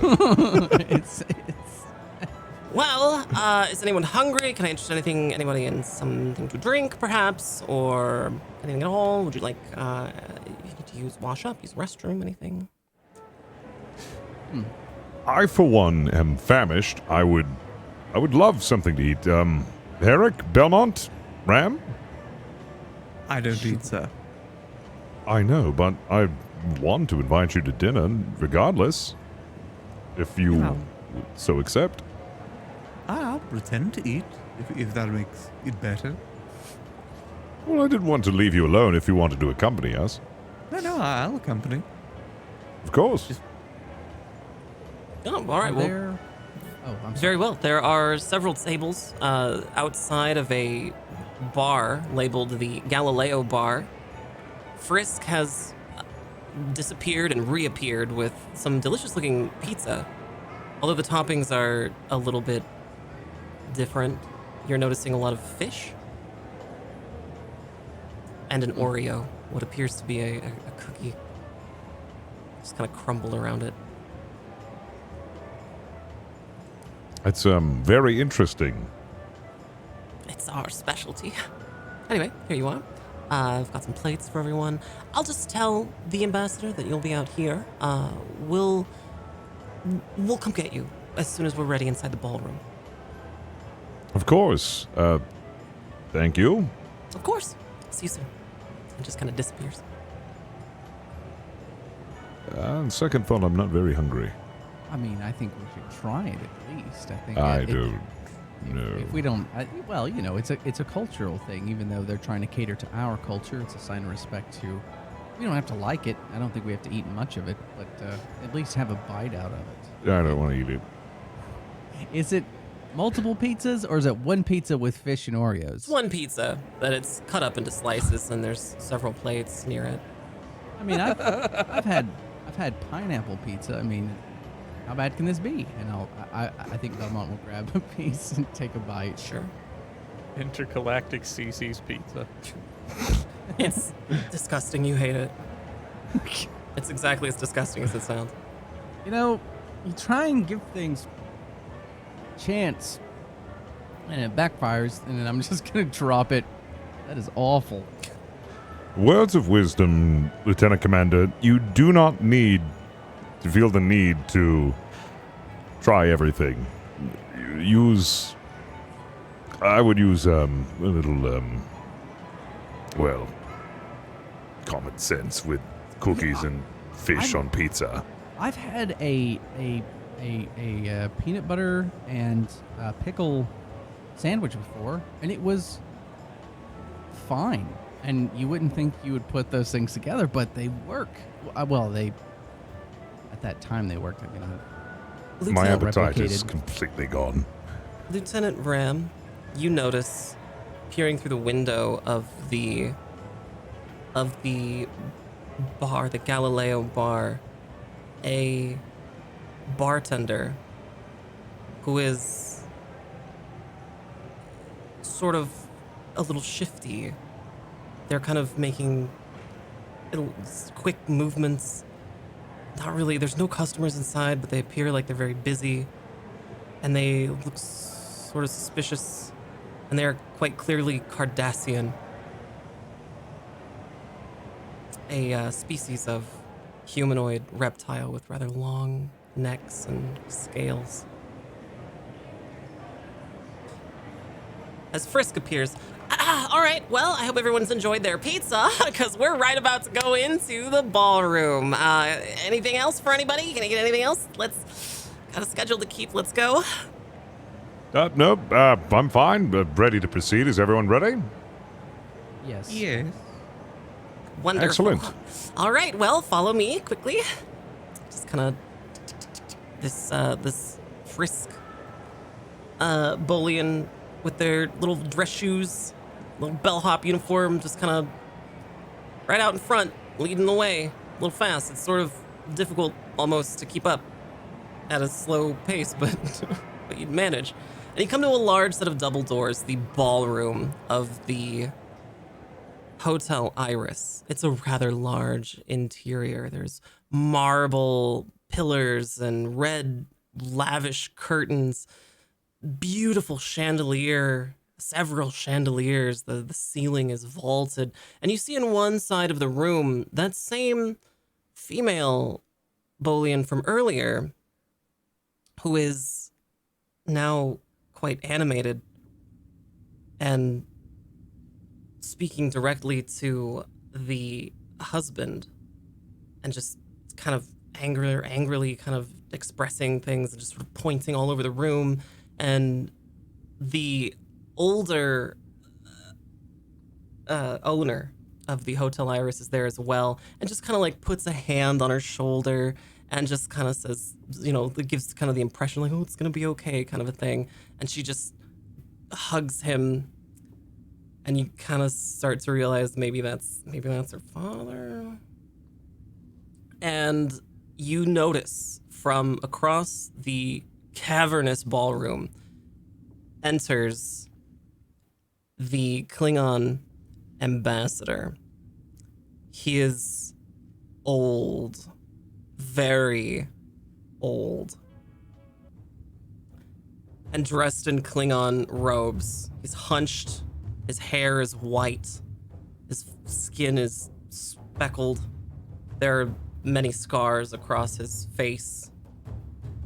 And he makes his way slowly towards the center of the room. You see the Bolian from before, the owner, walk towards him with what appears to be a big bottle of blood wine.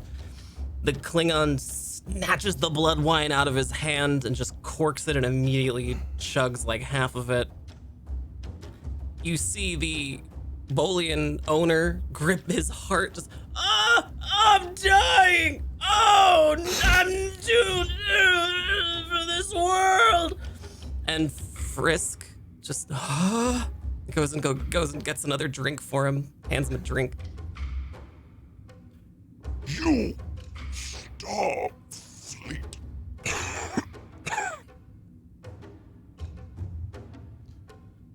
Yes, Like, hello. Points at you, just walks over. Federation. Ah! You are the reason I am here so far from Kronos. Yes, indeed. I mean, we are here. I am Concha of House Concha. Gonna nudge the captain. Kind of bristles a little bit, stands up a bit straighter. You can almost hear his back cracking. Yes, Belmont. The sword. Ah, yes. Eric, hand me the sword. Eric will present the sword to the captain. Wait, take the bumper off of it. He's already done that. Oh, okay. It is an honor to meet you, Concha.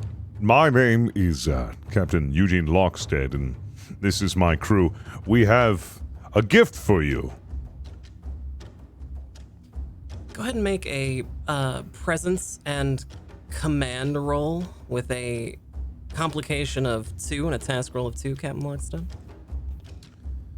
Presence and command. Okay, don't fail me now. The Klingon's old, wrinkled, mottled face betrays a hint of a smirk, a smile, and looks down at the broadsword, clearly the eyes of a warrior who has just seen a new toy. For me? Of course. A gift for you, a warrior of your stature, would appreciate a weapon of this stature. What is the bumper? Was the bumper taken off the sword, though? Yeah, no, Tarek took that off. I would like that as well. Of course. Very well. We thought it would be more presentable without the bumper, but as customs and The stuff like this Klingon around the is hotel. admiring the bumper more than the sword and just... What a way to treat a weapon. Yes, it's a very interesting way to treat a weapon. Anyways, Konja, be Klingon more stands than up happy. a little straighter now and likes the way you're pronouncing the name. Clearly. Shall we to discussion? Of course. There's a large circular table in the center of the room, and the Klingon sort of hobbles over towards it. You see the owner of the Hotel Iris, Court Flanell, is there seated with a drink, which is gone, just an empty glass. The Klingon still clutching the blood wine bottle in one hand, half empty, and the broadsword in the other, effortlessly, even though he's old. Sits down with a in the seat and slams the broadsword onto the table, takes another long pull of the blood wine, and the lights go out. You are plunged into pitch blackness. There is a and when the lights come back on, the Klingon ambassador is lying on the floor. And a moment later, there is a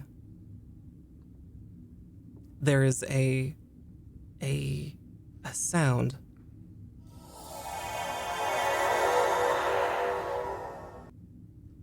Followed by some incredibly loud, disgusting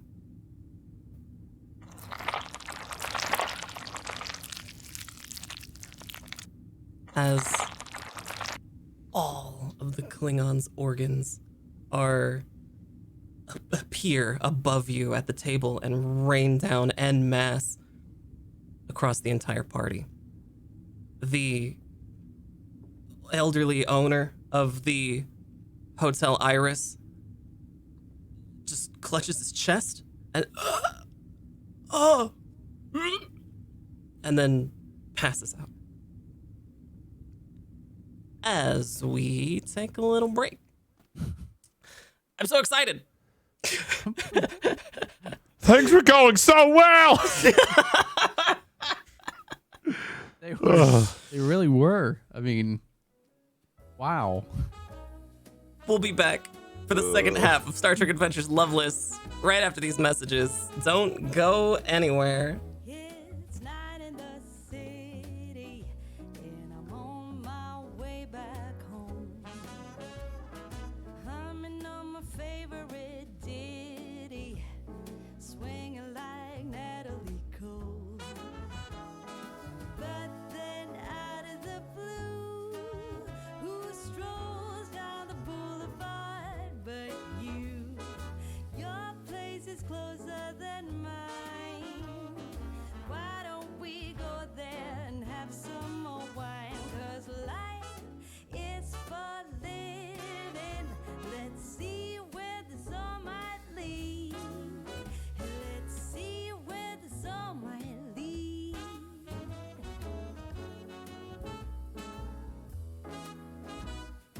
Waking up to a brand new day in between your sheets. Breaking up in the best of ways, and I'm back again on the street. Ooh, but then out of the blue, a wind starts blowing in ways so new. A world more exciting than mine is holding up a great big welcome inside. Life is for living. Let's see where the sun might lead.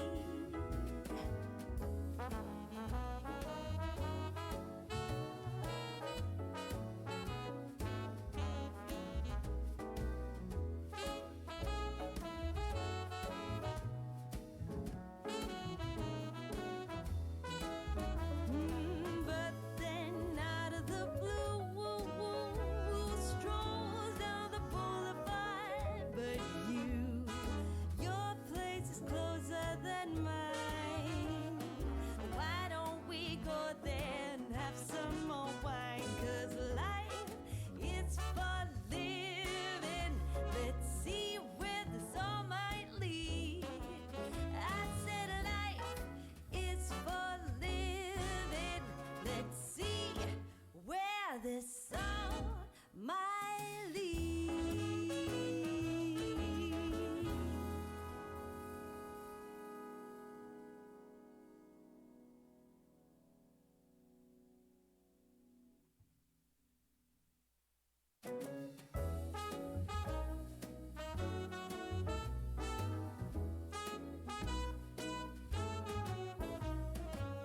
It's night in the city, and I'm on my way back home.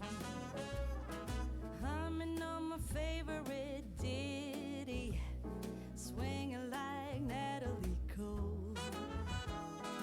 But then out of the blue, who strolls down the boulevard but you? Your place is closer than mine. Why don't we go there and have some more wine? 'Cause life is for living. Let's see where the sun might lead. Let's see where the sun might lead.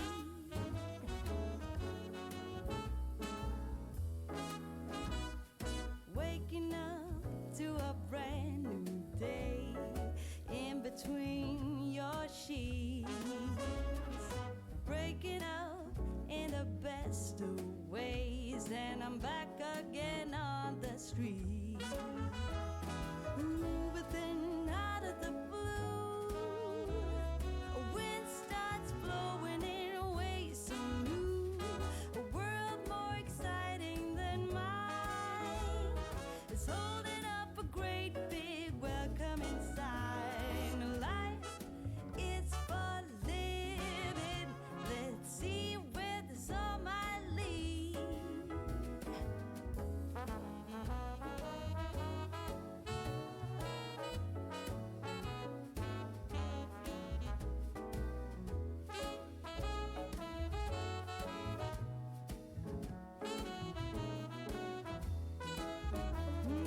But then out of the blue, who strolls down the boulevard but you? Your place is closer than mine. Why don't we go there and have some more wine? 'Cause life is for living. Let's see where the sun might lead. I said life is for living. Let's see where the sun might lead.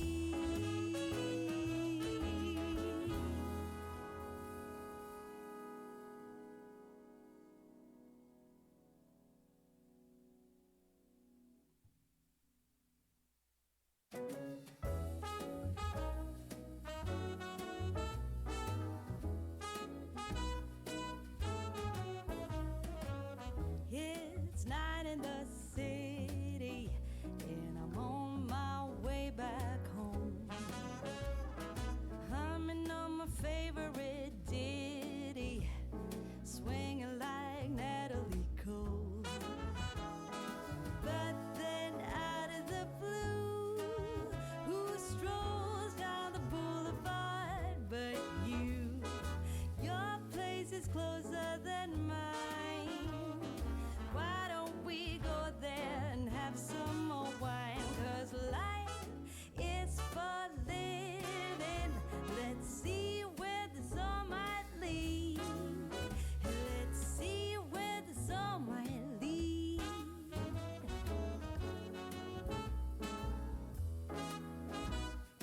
Waking up to a brand new day in between your sheets.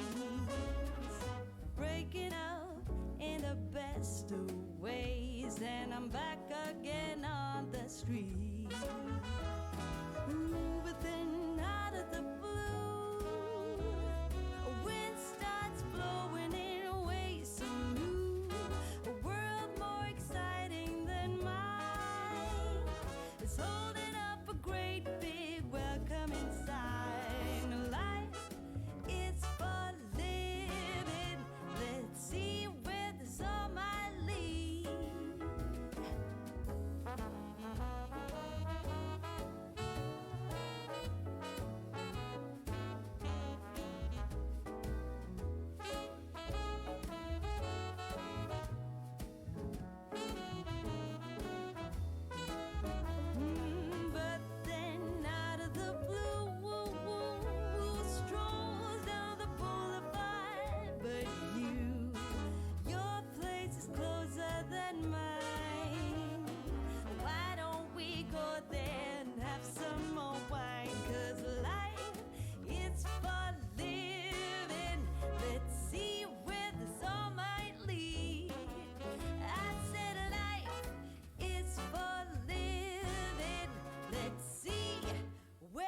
this on my leave.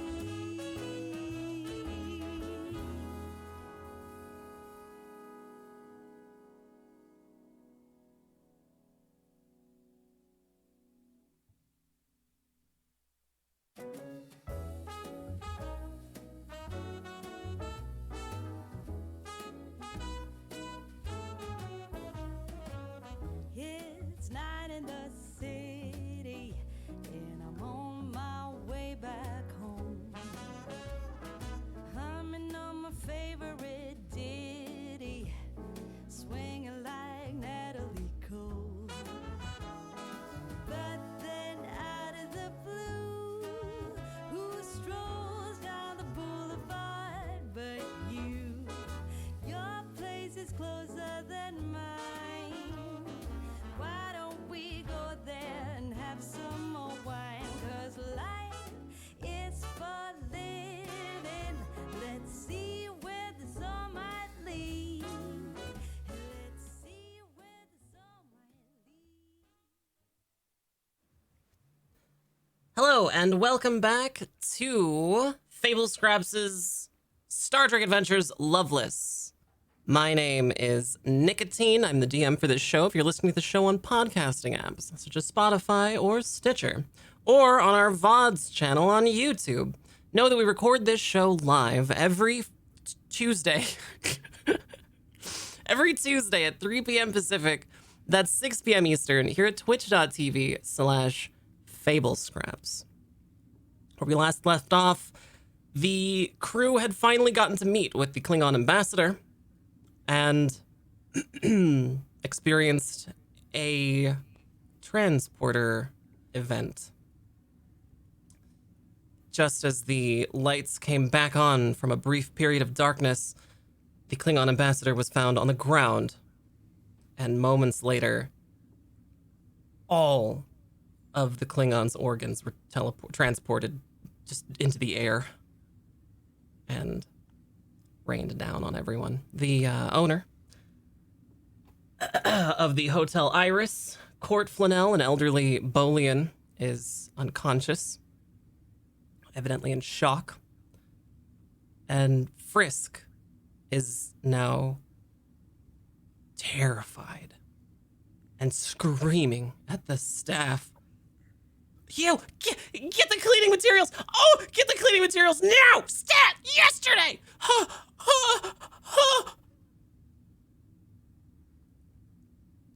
There goes negotiations, I suppose. This has never happened before. This has never happened before. I'm gonna lose my job. Let's just calm down. Although me and the crew are covered in viscera, we need to keep a level head. Okay. Oh, God. Okay. I don't want to know what that was a part of. Just get the cleaning crew, like you said. Captain, a towel! Screaming at some bellhop somewhere who's scared, scurried off to some janitorial closet. I'm going to throwing need up the pizza and the alcohol. Oh, God. I need you to please keep... Is it possible for you to lock down the hotel? I need this place locked down immediately. No one leaves. Possible for me to lock down the hotel? What? Captain Lockstead, are you not aware? None of us can leave. I'm sorry. Come again? None of us can leave, Captain. The computer system has locked down the entire facility. There's no getting out or in for the next... well, until we find the aggressor. It's a good thing it's already locked down the place for us, because we are going to have to get down to the bottom of this, and please escort the crew and I to your nearest showers, if you could, please, and thank you. Of course. Okay, the gymnasium is 1 floor up. We can get you there. Through service elevator. All right, come with me. And Frisk, who is the only one not covered in viscera, leads everyone through the back entrance to, like, the service door through the ballroom into what appears to be a corridor. There's a employees only elevator, which takes you up 1 floor to floor 2. And here you find a gymnasium and a spa and signs for holodecks and guest rooms. Just right through here. All right. Right through here. There's showers in the gymnasium. It's closed right now. It only opens in a few hours. Thank you. Be sure that no one comes in here. We're going to have to also discuss about what just happened and get down to the bottom of it. We'll call for you if we have any other need. Okay. Can we replicate some more clothing? Of course. I'll have something made for you. I'll be back with more clothes. Thank you. And so you're here in the locker rooms for this gymnasium.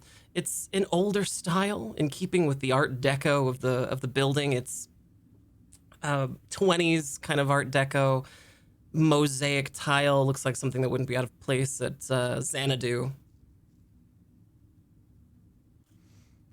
All right, crew, let's clean up before we get to task on what just happened. Oh boy. Yeah, I think as gross as being covered in all this crap, it's worse to have to peel off a uniform covered in all this crap. You have to actually... Captain, don't forget the pin on your... Oh, yep, forgot about... Oh, okay. We'll reconvene here once we've all washed up and have gotten decent again, and we'll get down to the bottom of this. Right. Oh. So you all wash up in the showers, clean all the viscera off, and it's actually a water shower. You're not familiar really with this, or you are, but it's rare. Normally you're quite used to sonic showers. This is so opulent for you. Whew. Well, this is nice. Remember Lieutenant Commander Belmont hearing about such showers in human history, but everybody just uses sonic showers now and have for hundreds of years. I think I'm just wondering if how Gregory would have reacted to these water pipes spouting water directly onto. You'd think there was something wrong with it. Probably tried to plug it. Yeah, right. Oh! Frisk appears in the doorway, seemingly unfazed by all of your nakedness. Crew, this is all the clothes we could replicate for you. They're not much, but it's what we could do. And there's one more thing. Frisk hands you, Captain Lockstead, a stack of clothes that would be in keeping with the 20s aesthetic. It's all tweed jackets and fancy dress shirts with buttons and cufflinks and fancy dress shoes. Lieutenant Ram, you kind of recognize this as something that Sherlock Hooves might approve of. Well, this is... I mean, I can get used to this. There's one more thing, crew, and it's that... So, the Klingon ambassador was wearing a... how do I put this? A wire? That's the term? A piece of telemetry that was communicating whether or not he would die. It was to send a dead hand signal to his house's fleet.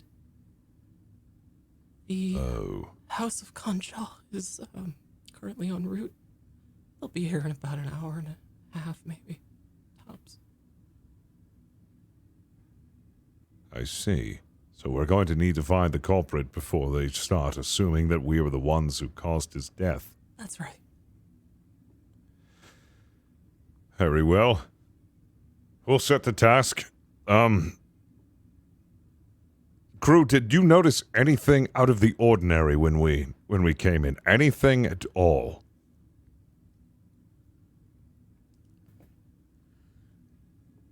Any suspicious fellows lurking about? Frisk has disappeared. Back to its damage control somewhere, probably. Well, there was the arguing couple. I do remember seeing them. Well, the lady was mostly arguing.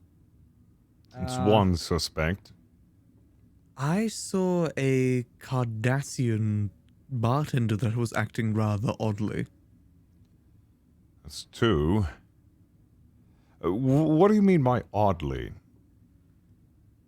They were working quite hard at a bar, but it didn't appear like there's anyone nearby. So perhaps nervous and incognito. He wasn't actually a bartender, but he was trying to look busy. Potentially. Very well. It's two suspects. Also, I mean, not that they've shown any sign one way or the other, but well, no, I don't think Court Flanell have any. Would he have anything to gain from this? I mean, most likely not. But Maybe there's something going on that we are not aware of. I don't think he would want to kill the Klingon ambassador because it's his hotel now that's reputation and now safety of it that is in danger. Unless there's some motive. Somebody clearly wanted the blame to be pinned on the hotel. Or someone from the hotel.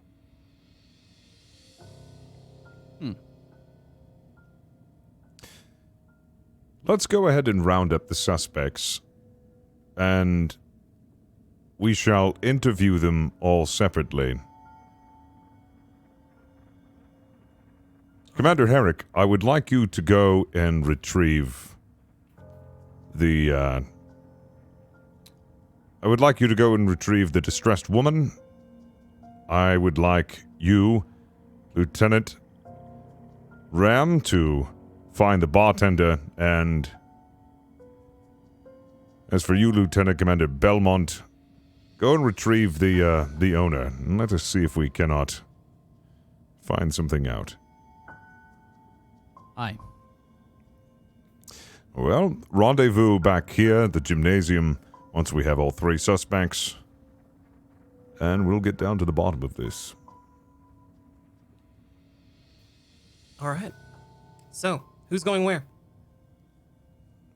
So I'm looking for Court Flanell. Lieutenant Commander Belmont? You and Lieutenant Ram both? I think he's going to do the bartender, the Okay. Cardassian. Yeah, Lieutenant Commander Belmont. You are walking down the large, opulent steps towards the center of the check-in area. There's actually, you didn't need to take the elevator. There's rather large, like a red carpet style staircase that leads up to the second floor. You are up there, and nothing has really changed in the main room.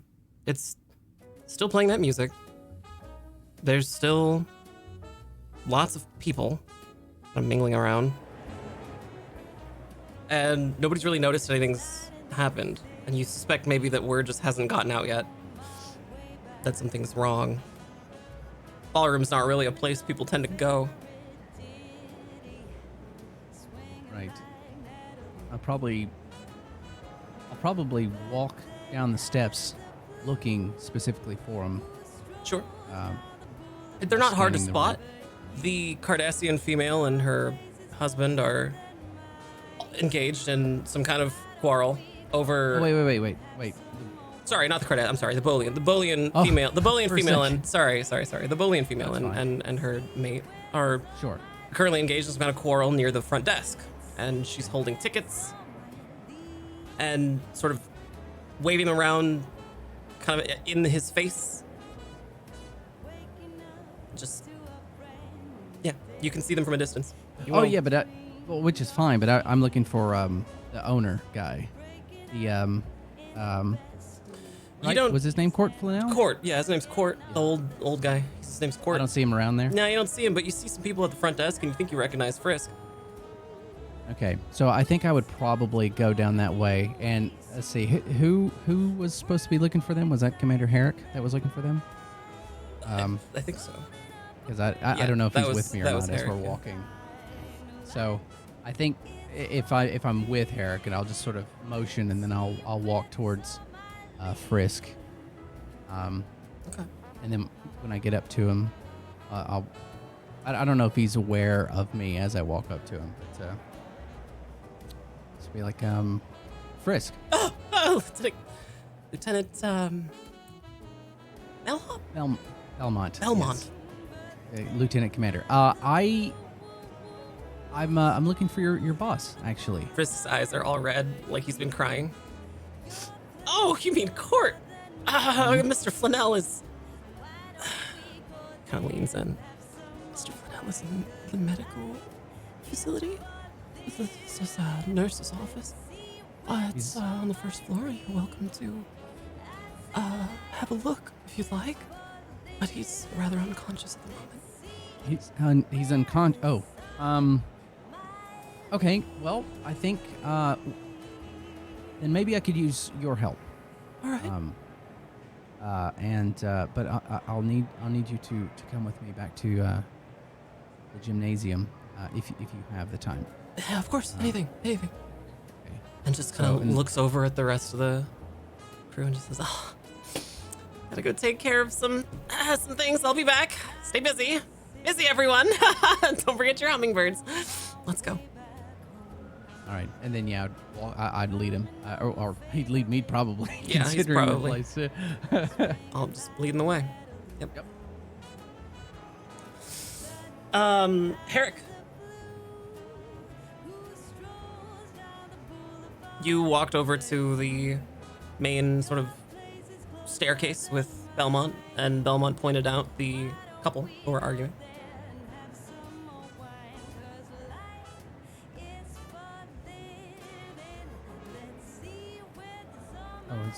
Oh, you're muted? you're muted. Muted AF.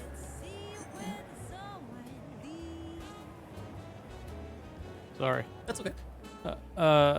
Herrick will just simply wait for a moment in their conversation, walk up and introduce himself. I told you I wanted tickets to the spa, not the Hello there. Are you one of the help? Can you exchange this ticket for me? I'm afraid I will be unable to assist you in that regard, madam. This hotel has really gone down.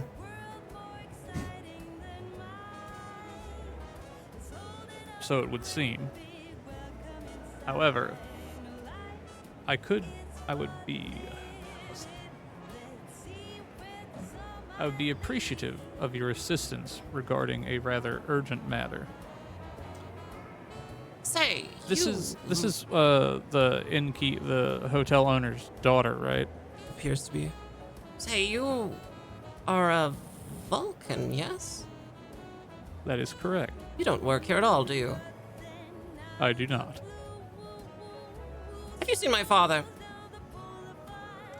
In fact, that is who I am asking assistance for. Is something wrong? If you'll follow me, ma'am. Right. Premise, keep up! Yeah, yes, dear, yes. And they go with? You're taking them to the gymnasium? Mm-hmm. Okay. Lieutenant Ram. Yes? Ram is going to go see the bartender they saw earlier. Okay. Gonna head over to the bar. It appears sort of closed. And you see that Cardassian inside the bar, who's sort of just kind of wiping a spot on the bar in kind of an eerie way. They notice you walk in, and their demeanor kind of snaps to attention to see you come into the room. The door closes behind you, and it's very actually kind of quiet inside. There's no music, and you can see games, bar games. You know, there's a human pool.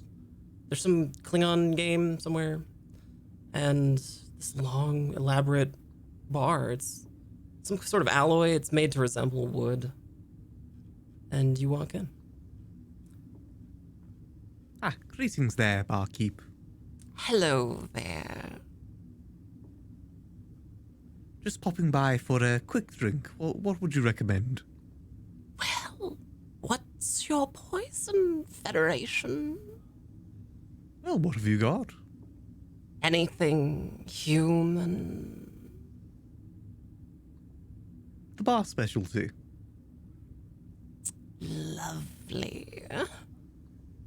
The Cardassian bends down to below the bar and retrieves a tall bottle of some brown liquid. There's no label on it, and just sort of pours it into a cup. He pours a little too much and hands it to you. It's Irish whiskey. Oh, what makes it Irish? I don't even know what that means. No worries. My name Ram is would take a Thrall seat at the bar. Trot. What can I call you, Federation stranger? You can call me Ram. Ram. Are you a human ram? No, I am what you would refer to as an artificial life form. Fascinating. Yes, it's quite nice on the Starfleet, but at the moment I'm not. I don't really see me as a Starfleet. See me more as a detective. A detective? Has there been sorts. some sort of crime? Oh, well, just having to investigate in general. Interesting. Have you seen anything suspicious around here within the last few hours? Suspicious? Nothing out of the ordinary. You sure? It's a pretty big bar you have here. Surely Well, must seem something. we're not open just yet. Oh, right. Well, you were working quite hard. I just assumed that you were open. Well, we've just closed. Before closing, I served several customers, if you must know. How long have you been closed?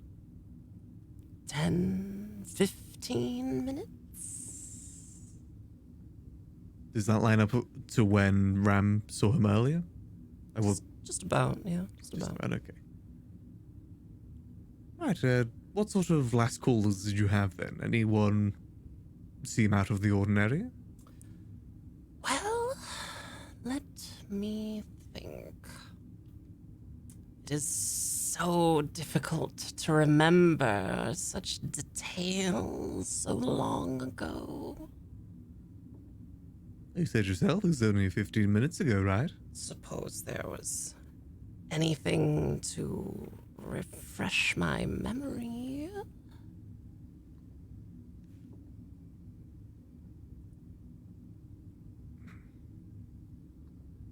I don't think what Ram would actually have on him.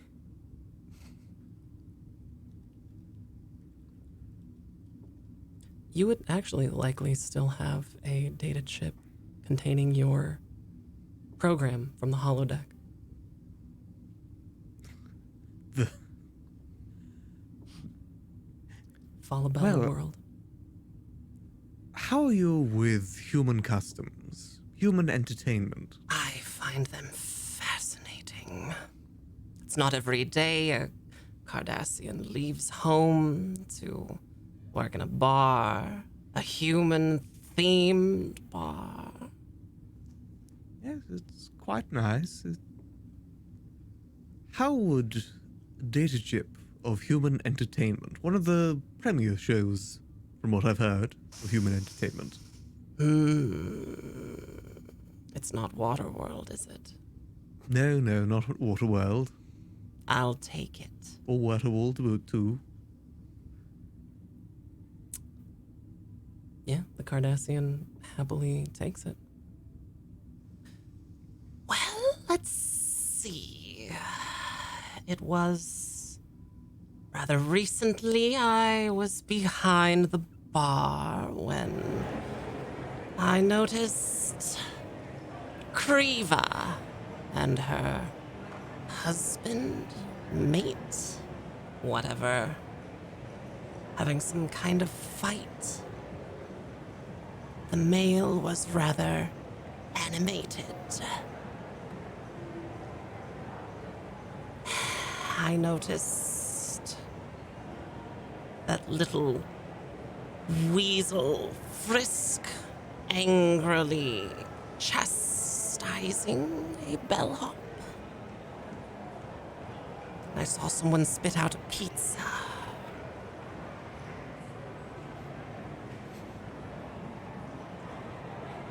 Is that all?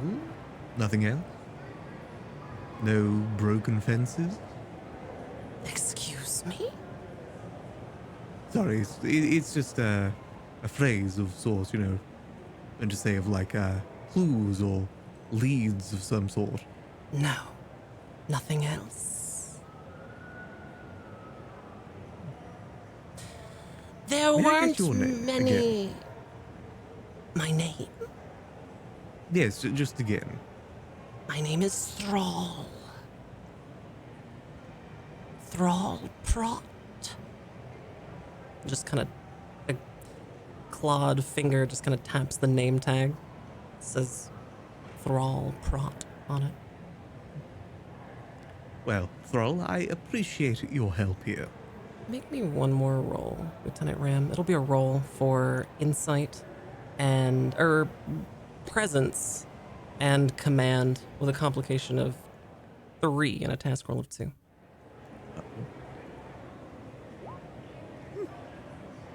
Full success. Wow.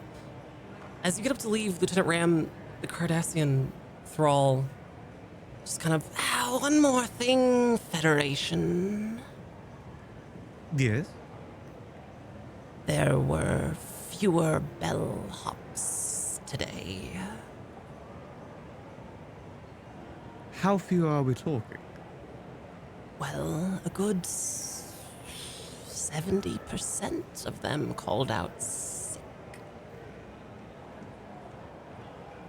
Right. There was That sounds like a broken fence to me. There was a breakfast this morning.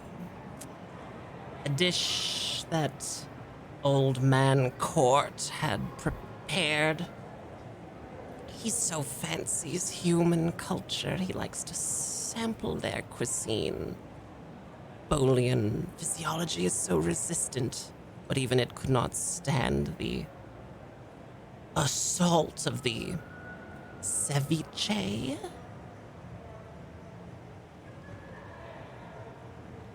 So you believe that might be why the bellhops called in sick? If I had to venture a guess, I thought it was delicious, some sort of mollusk. Interesting. Well, I appreciate the tip, Of course. and I hope you enjoy the show as well. Thank you, Federation. Thank you, barkeep. Yeah, you can leave the bar. Coming back to the Lieutenant Commander Belmont.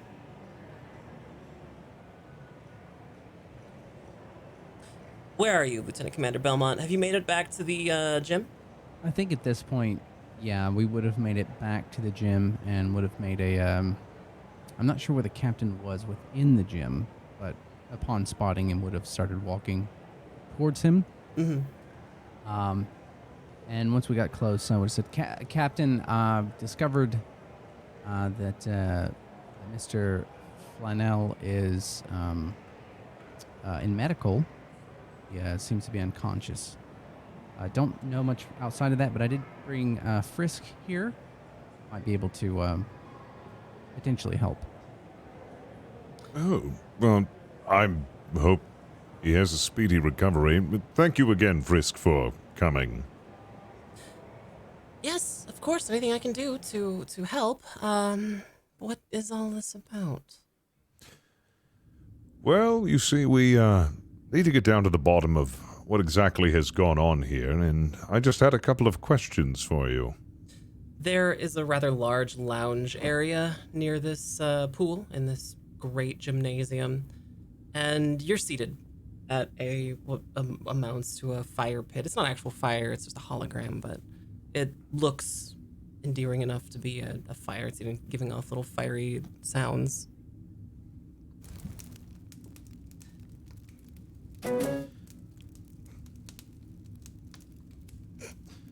So, I understand that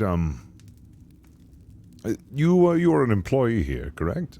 That's right. I've been an employee here for years. Years. So, what is your relationship exactly with the owner? Oh, with Court, with Mr. Flannel. Well, I'm the steward here at the hotel. I've worked with Court since I've worked here, so several years now. I often stay late, help with bookkeeping, attend personal matters. Basically, right hand. I see. Was this a part of your job description, or would you say that you go above and beyond for Mr. Flannel? Well, I would say I go above and beyond, certainly. Anything that you don't particularly care to do, and would any jobs you feel like you shouldn't have to do, as your position really only warrants you to, no offense, it doesn't sound like your position really you should be doing all of this. Maybe a role. It'll be a presence and command role, a complication of 2. Task roll of 2. What was that again? The complication 2, task roll of 2 of presence and command. Presence and command. Okay. Okay, partial success. Frisk sort of eyes kind of shift side to side and just I think my position is one of great importance here. There's only one steward, and I've been given a lot of responsibility. I don't know what you mean. Do you feel like you, responsibilities that you have been well compensated for? Certainly, we're all very well compensated. Certainly we are. I love this hotel with every fiber of my being. I'll want to make that clear. I love it here. I see. So you don't mind the extra workload, and you're saying is that you're being paid fairly for the work that you've been doing here? Yes, I think so. Okay. And no qualms with anyone here or any Bullion's issues? face kind of falls a little bit and just... Is there some kind of confidentiality type arrangement?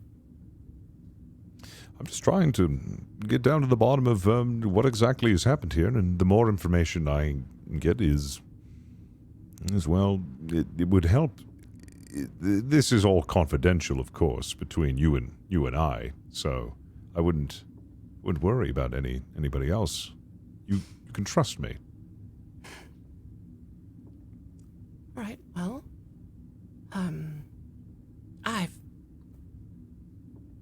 I've really taken offense to Kriva, her attitude toward her father. It's unbecoming of someone with so much wealth.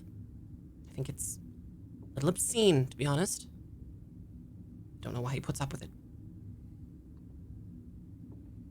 I see. Is there anything that's happened recently with Kriva and Mr. Fleming? Well, not that I'm aware of. It seems that they were in a disagreement about something. She seems very high-strung. Does she wish to take this hotel in a different direction, or? I really couldn't say. She's kind of just all over whimsy. Not very practical. I don't think she's worked a day in her life. I see. Just one more question, and then I'll let you go. Well, actually, Captain, if I could ask just a few, when you're done, of course. Oh, well, really, my last question was going to be if Frisk has seen any suspicious activity around the hotel or has had anything worrying happen recently that would tip us off. Well, no, not that I'm aware of. I can show you to our security mainframe if you'd like, and you can examine any kind of video recordings there. We would be very interested in that. Right. Belmont, was there anything else that you wanted to ask? Yes, Captain. Frisk, you've worked here for a while, and you're, I have to assume, knowledgeable about this hotel's systems to some degree. Yes. And transporter technology, we were told, is something that is not used or allowed here. Is that correct? That's right. Does this hotel have transporter technologies or capabilities, to your knowledge? Make me a roll. It'll be a presence and command roll, a complication of 3, a task roll of 2. Yeah, this is definitely my worst. This is great. There is a strict no transporting policy in effect across the entire hotel. We don't allow anyone to transport here. Right.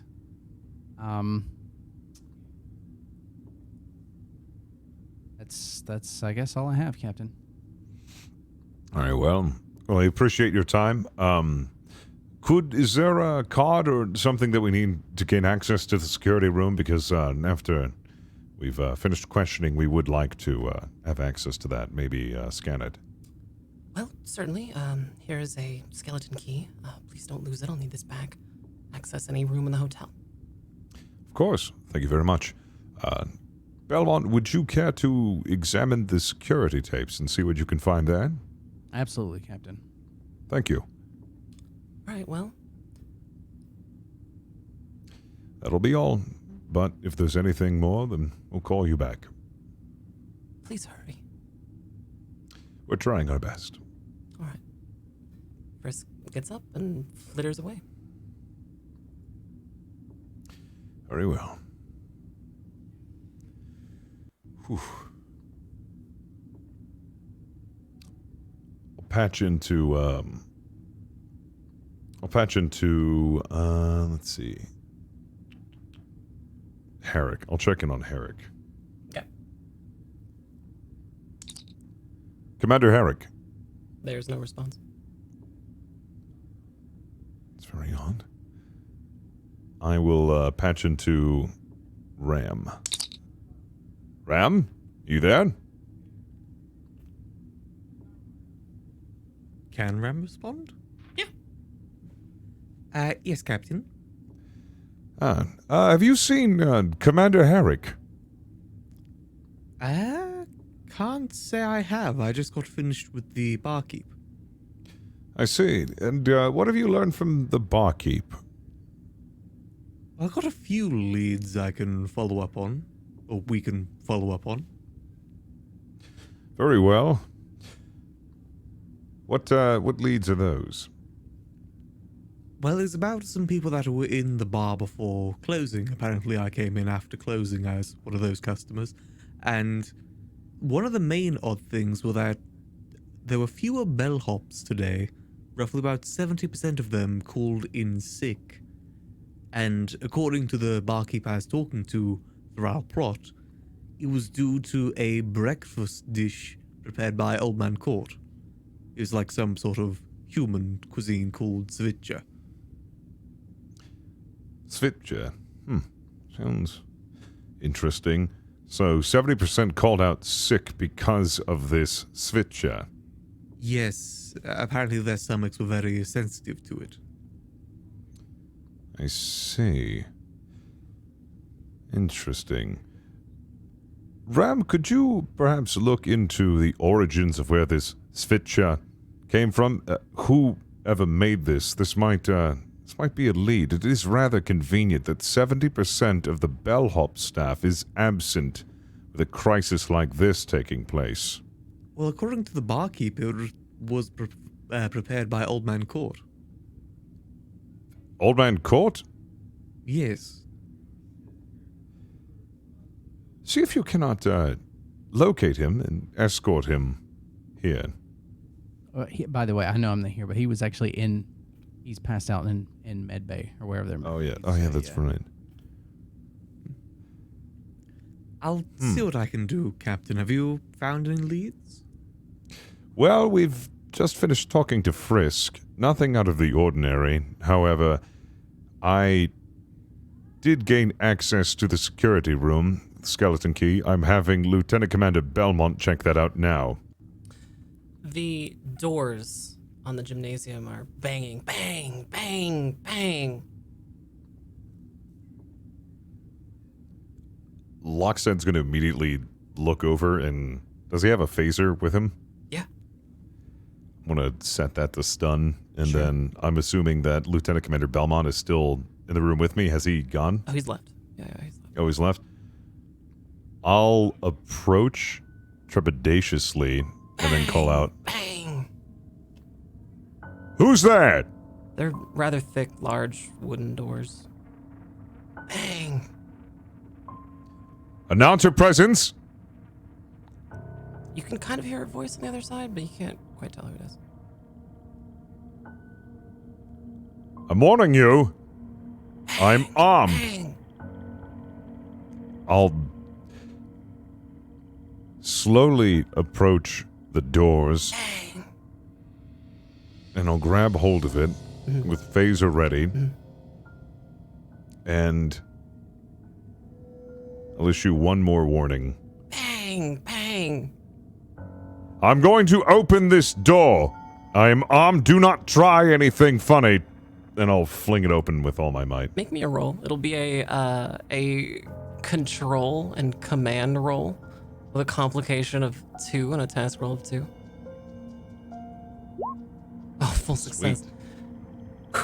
You don't end up phasering Kariva, who is rather impatiently, almost purple in the face, staring at you with her arms crossed and a very huffy demeanor, just kind of, ugh, it's taking you so long. Do you know how long I've been waiting out here? Did she see the phaser in my hand? She sees it now. Am I able to, like, quickly do a sleight of hand and just, like... No, before she sees it. She can see it.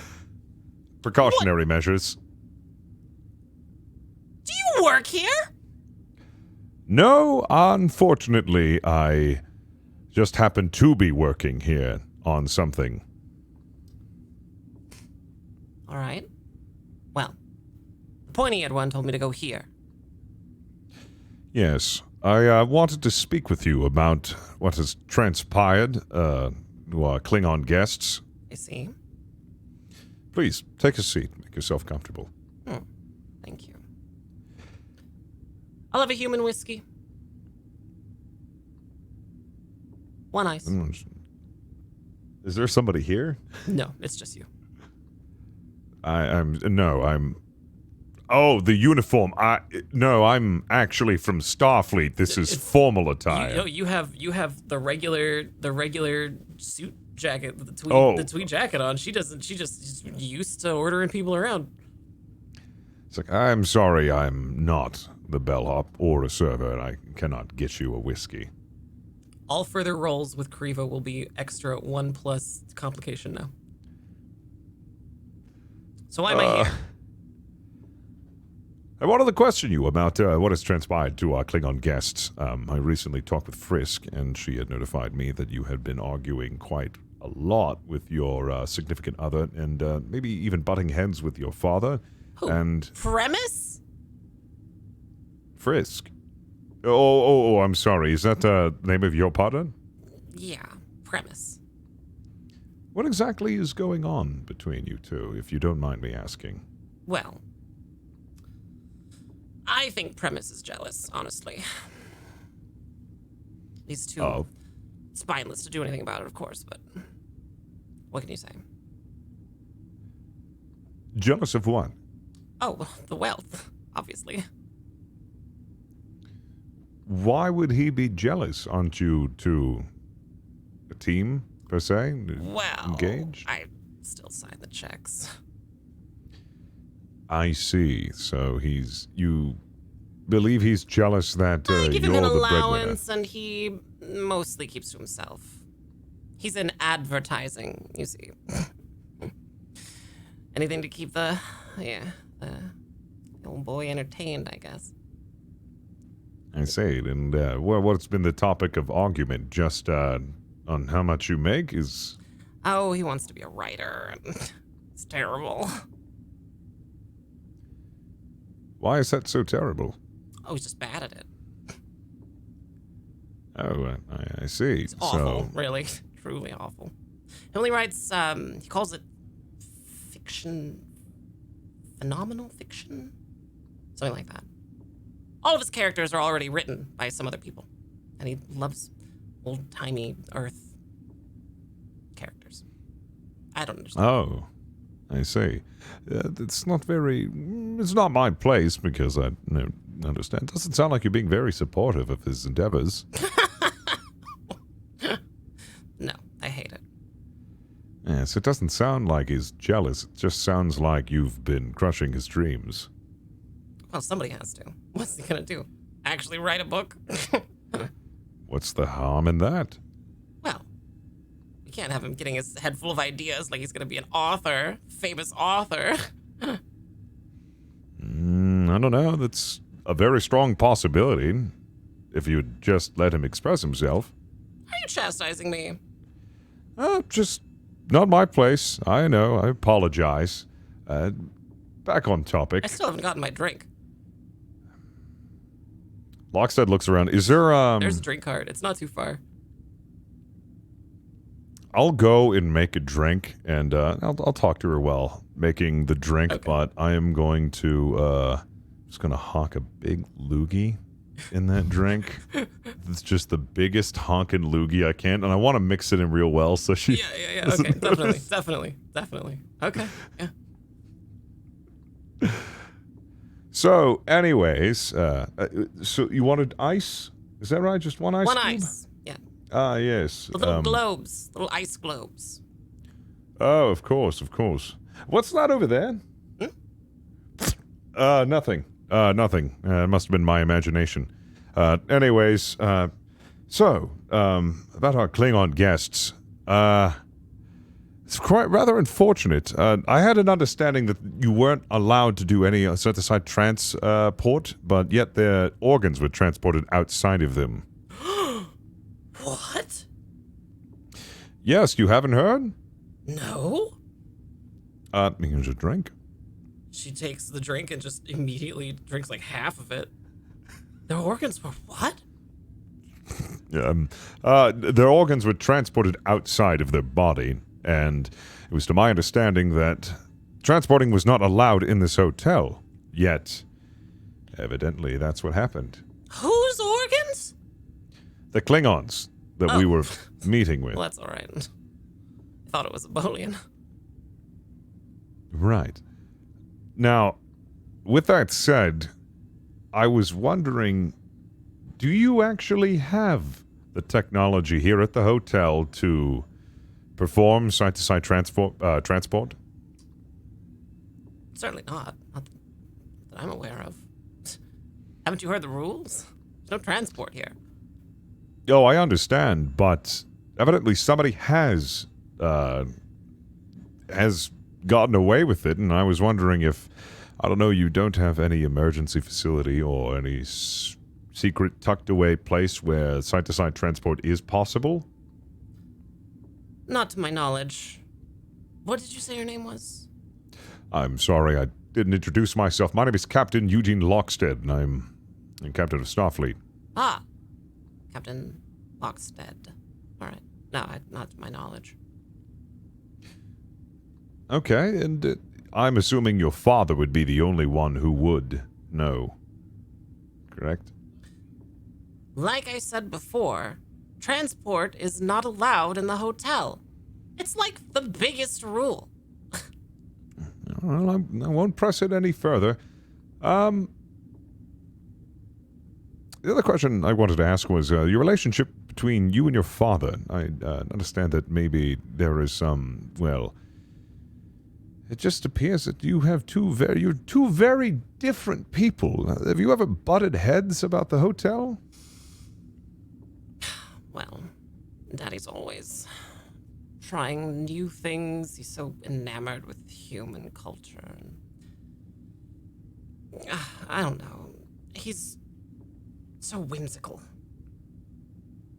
He is quite eccentric, very, very theatrical as well. I've seen him request drinks. Anyway, I don't really.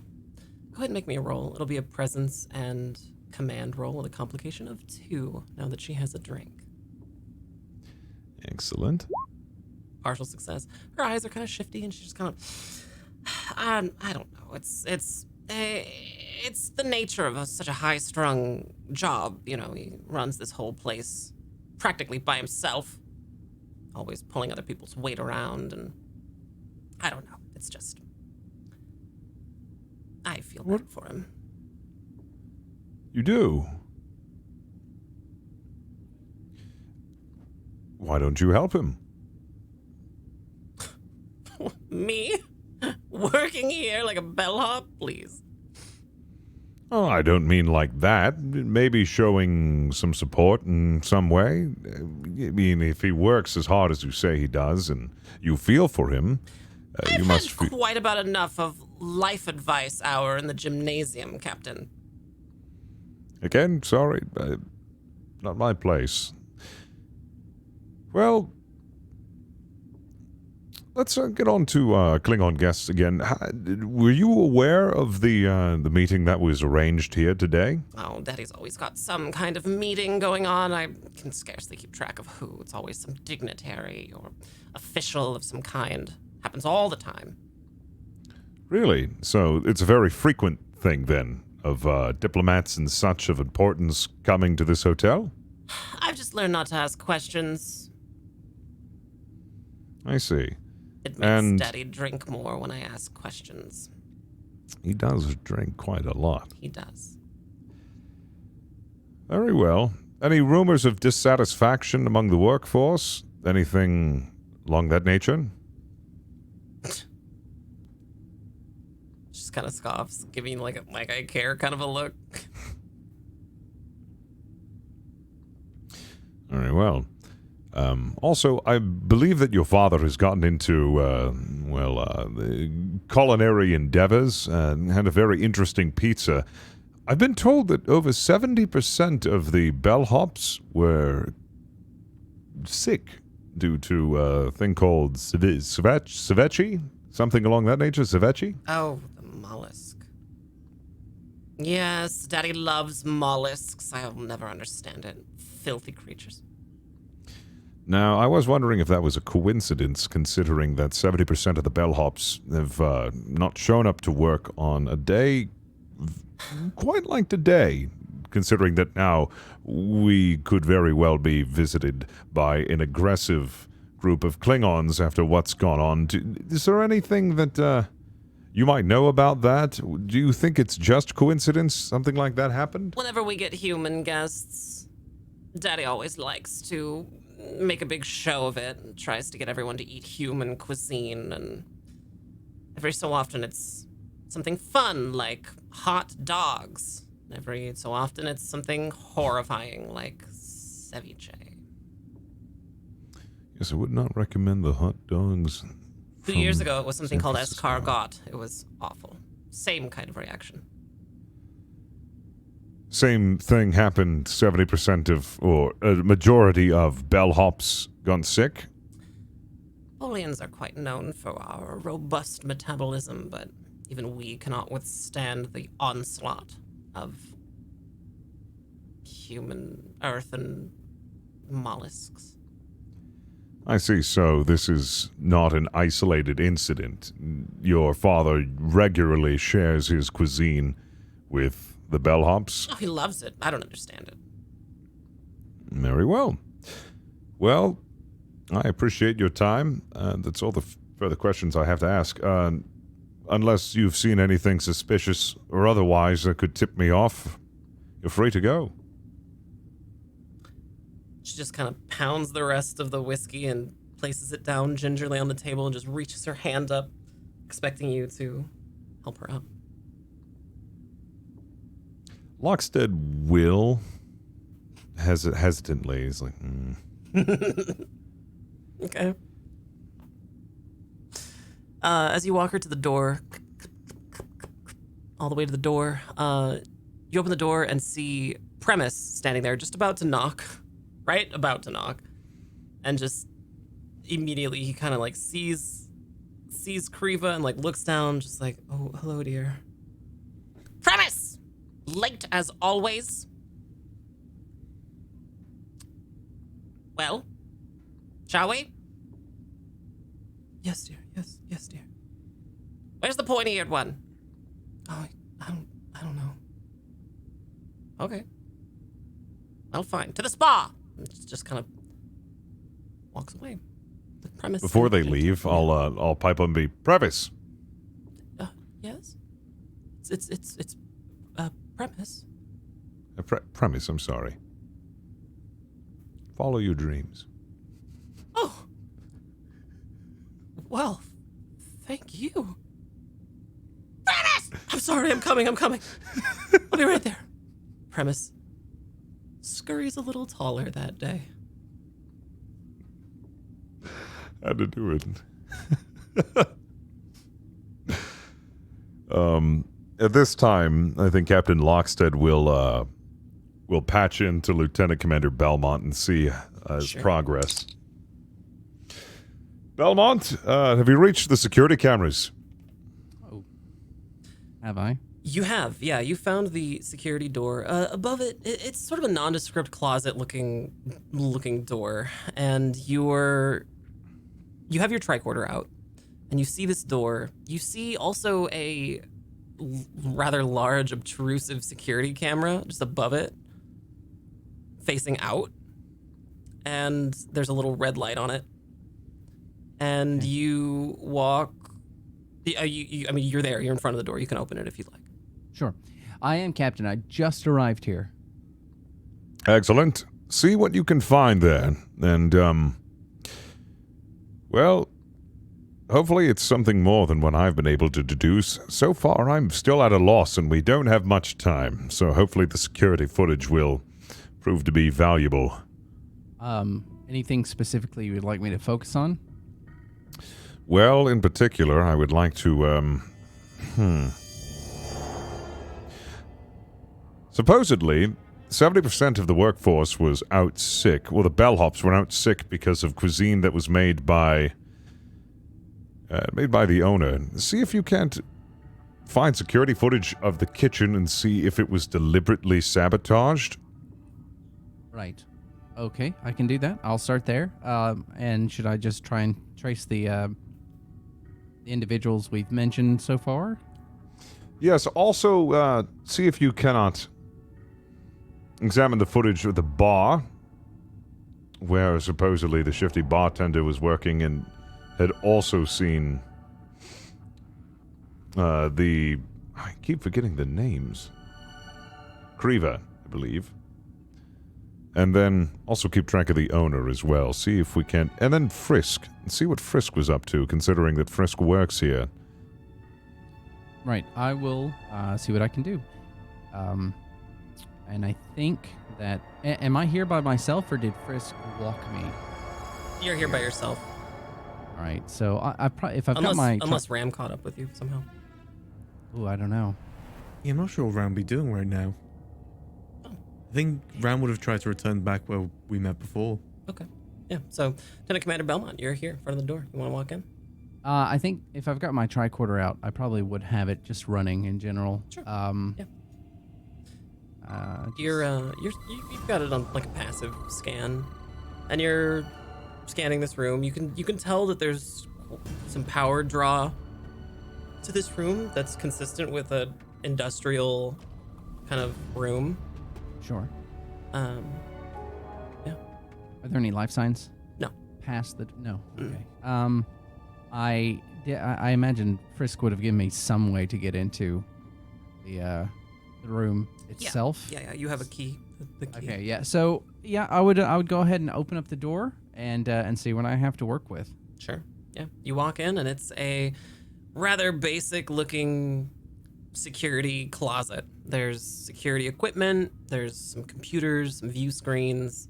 You find a control surface for security cameras, and you look at it and you notice that there's only one security camera, and it's the camera that faces away from the security door. Oh no. I'm going to immediately contact the captain. Captain, Yes? I've got some bad news. How's that? There's a single camera, and it's outside of the security room. You can't be serious. I really wish I was joking. There's no possible way that they only have one security camera in a hotel. Something's not right here. Like somebody Is- doesn't want others snooping in and observing what's going on here. It is odd, and I'm struggling. Honestly, I would love to speak with Commander Herrick because I'm struggling with the logic of a security room with a single camera for the security room. Something doesn't seem right. This was made on purpose so that no one would be able to pry into what's going on here exactly, which makes me very suspicious of the owner now as to why only one security camera is here. Should we try and get up together and track him down? Maybe he is still in medical? It's very possible that he's still in medical. Let's all rendezvous there. I'll alert Lieutenant Ram. We shall convene there and confront him. I'm on my way. Do you, Belmont, do you want to do anything further in the security room? Well, now, okay, so here's the thing. Is there literally just a camera and that's it? That's the only thing being shown? There's live footage, but you can tell that it's being recorded, and you can scrub through the timeline if you'd like. Oof. Yeah, I guess I probably would. It just, I think that I'm so aghast at the idea of why this is set up the way it is. So I Sure. guess Yeah. I will scan back probably pretty quickly. Yeah. Then you can do that. There's a control surface. It's really obvious how to do it. There's like a wheel, and you spin the wheel, and it scrolls back. Sure. This is okay. not a role for the chief engineer of the USS Lovelace. You have no idea how to use a wheel to scroll. You rewind is not in your vocabulary.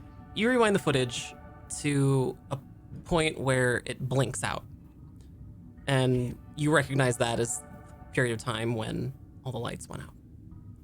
So you can play from this point, and you do, and you notice Frisk walking into this room.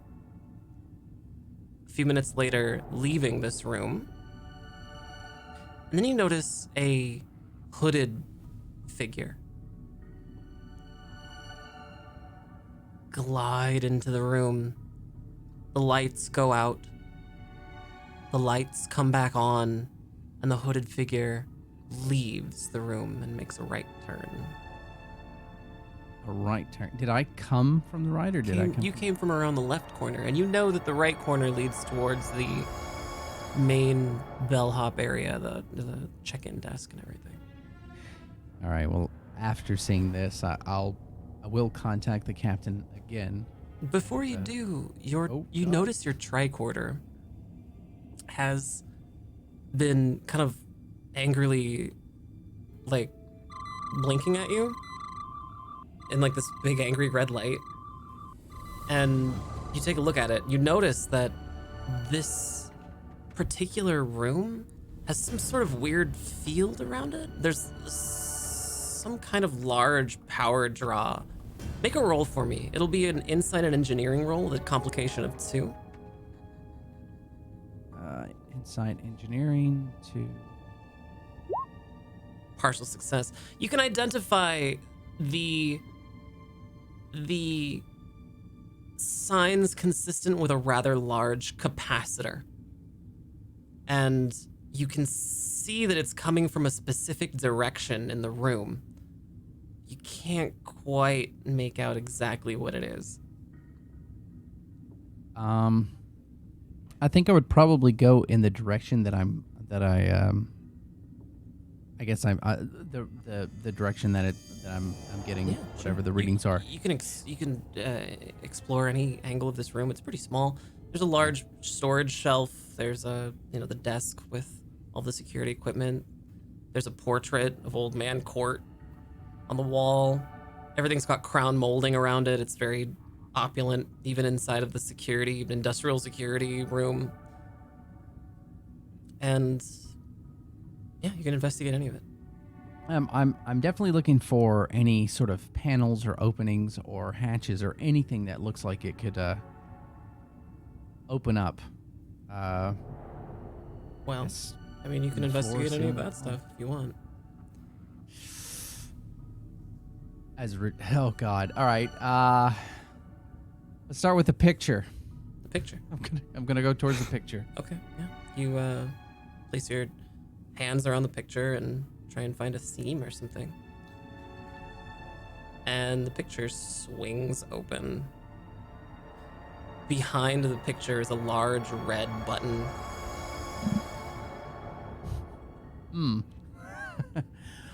Right. Okay. Now I'll contact the captain. Captain. Yes, come in. So I was going to leave, but I thought it might be prudent to look at the footage. I did see there was an odd blank spot within the recording. I did see Frisk at one point, and I also saw a hooded individual enter this room around the time the lights went out.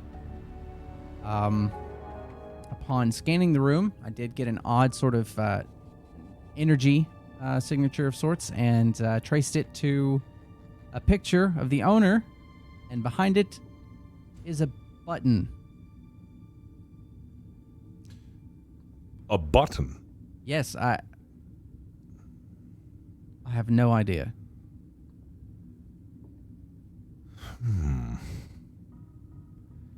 And have you any idea what that button does? Well, and I guess I'll try and scan the button, see where I Sure. can. Yeah, your tricorder picks up where that cabling goes from inside the wall, and you can trace it easily towards the shelf. Towards the shelf. Okay. Captain, I'm following the energy or whatever's going to the button. Hold on, it's going to the shelf, and then I'll start scanning around the shelf to see what's Yeah, there. your tricorder's picking up a rather large energy reading from this shelf or something near this shelf. Yeah, so I am getting something here, Captain, and it's a large energy signature, but I'm not quite sure. It's pretty consistent with a capacitor of some kind.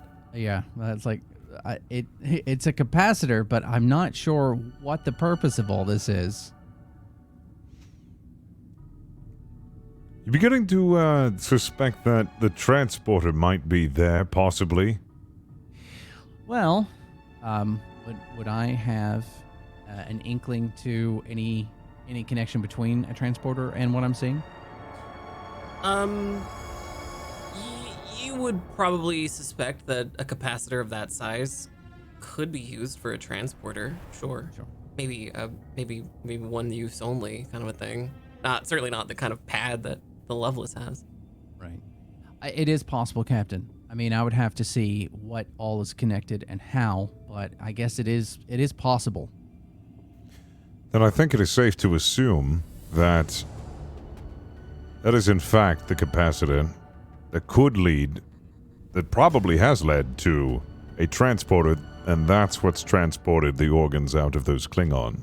Now, At that moment, who? Lieutenant Ram walks in. To the security room? Yeah, to the security room with you. I think I'd probably scream like a girl. Not expecting it. Very freaked out in this room, seeing a cloaked figure and this weird, Oh, Is everything okay? everything's fine. Did I come in at a bad time? Did you No. need me to go back outside? Nope. Nope. I Lieutenant- actually. Lieutenant Ram, you notice the portrait that's swung open, and there's a big red button there, and it's very reminiscent of a story you heard from the Pony World show, from Philabella World. Huh. Have you two pressed that yet? Oh, it's just me in here. I'm speaking to the captain on comms, which I think is still in the gym. Have I? No, I didn't press the button. You know what happened last time I did that? True. Just sort of coming to terms with it, so I'm definitely leaving unknown buttons alone. Right. It's kind of similar to something I've heard before. You have a theory. A theory, perhaps. A bit of an outlandish one. Well, I'm up for anything because I'm thoroughly confused. Perhaps we are currently living out a story of sorts from the show that I recommended them earlier.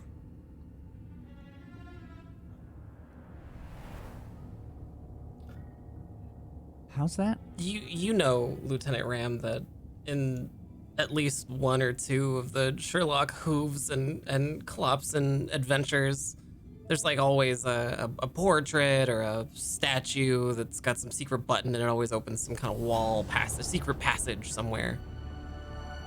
I recommend that we press the button. Have you ever seen Sherlock Hooves? I have not. Well, I just kind of assumed you might have. It's pretty good entertainment. In these sort of situations, typically there's a secret button, whether it be behind a portrait, whether it be within a head of a statue. Right. And sometimes, well, most of the time, they open up like a secret bookcase or secret stairwell or something along those lines. You're like a kidding me. revolving bookcase. Oh. Okay, I have heard of the... Yes, okay, all right. So you're saying we should push it. I would say yes. Would you mind doing that?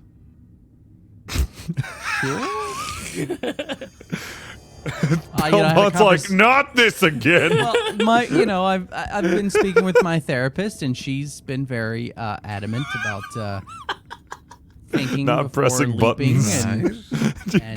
and I think that this might be again a setback for. So if you would. Right. Okay. If it would make you feel better, I can press it. It really would. I just Thank have you. to squeeze by you. Yeah. Sorry. There you go. Belmont will never press a button he doesn't know ever again. Yeah, Lieutenant Ram, you press the button, and you're amazed that the shelving unit swings open and reveals another larger room. There's a the large capacitor inside.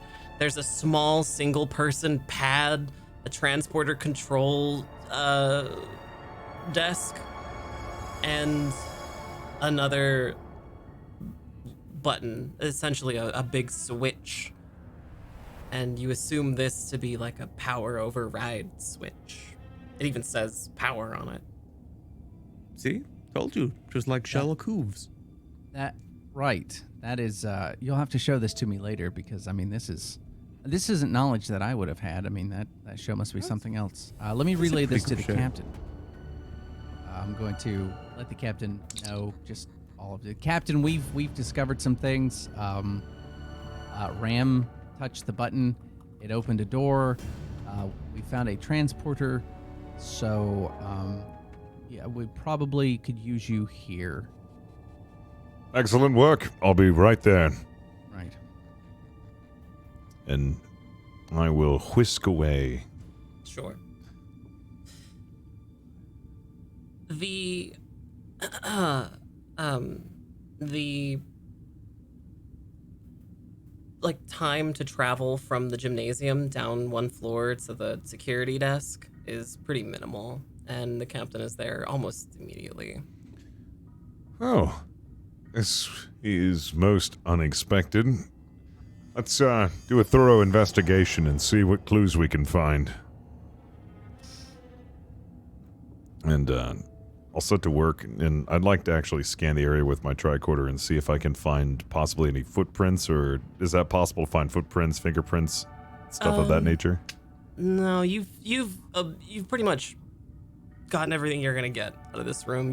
You understand this is a transporter. You can look through the transporter logs, but they appear to have been deleted.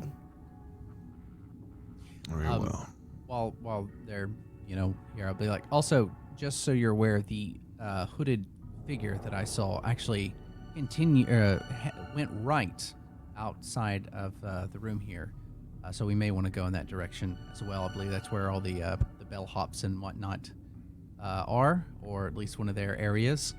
So, Very well. Yes, let's just follow the path of the hooded figure. Sure. Lead the way. Yes. So, you all leave. You close the door behind you and make your way out of this room towards the rather extensive main check-in desk area, and find yourselves in the main sort of entryway to the hotel. You see the bar, the Galileo bar, and lots of people kind of milling around, still seemingly oblivious to whatever's happening. God, word has not gotten out. Alright. So, if we continue down this way,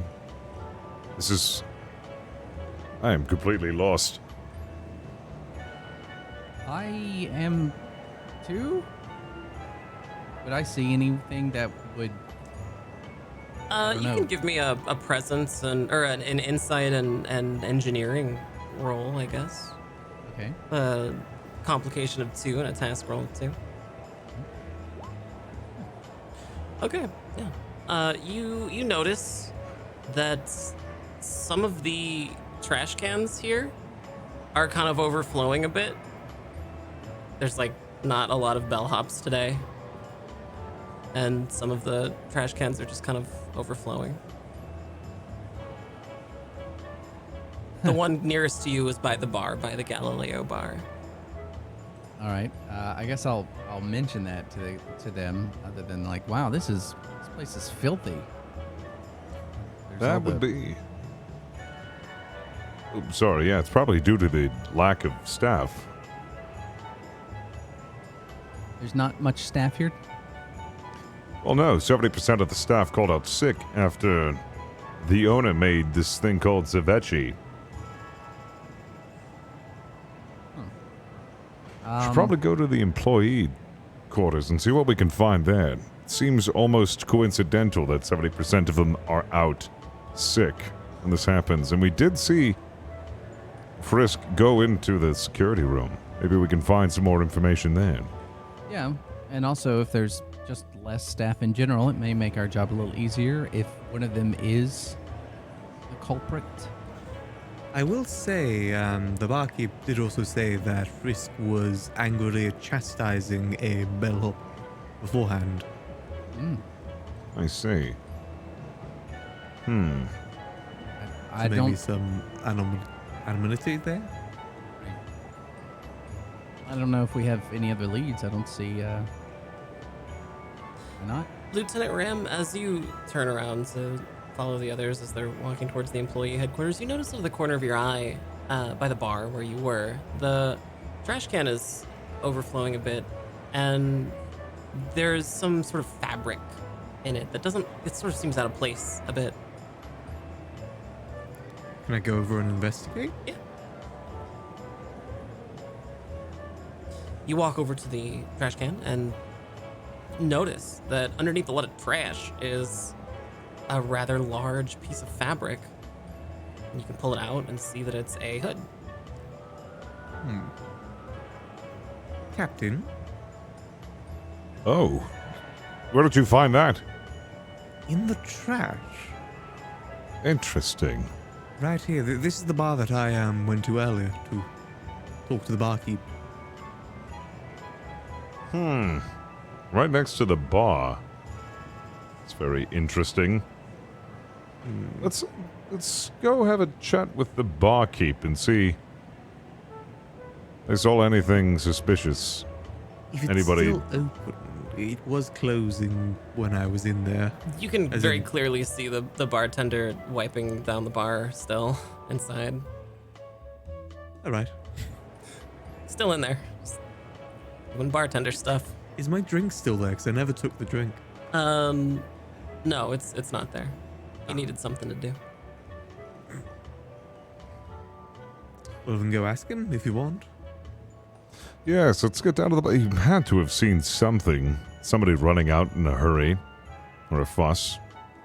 All right, well, you guys walk in to the bar. And it's rather quiet inside still. There's not the regular kind of din of activity you'd expect from a bar. It's because it's closed. Bars are always sort of weird when they're closed, you know. And the Cardassian at the bar kind of sees you, flicks a switch, and turns on some music. Hello, Federation. My name is Thrall Prot. What can I get you? I'll take information. Neat, please.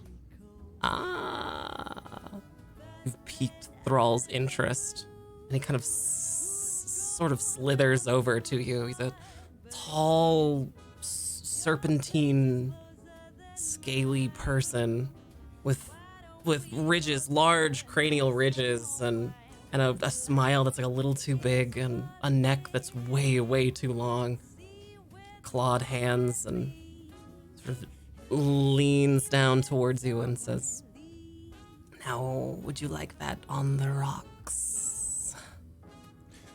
The rocks would dilute, and I want this information as clean as can be. Now, Perfect.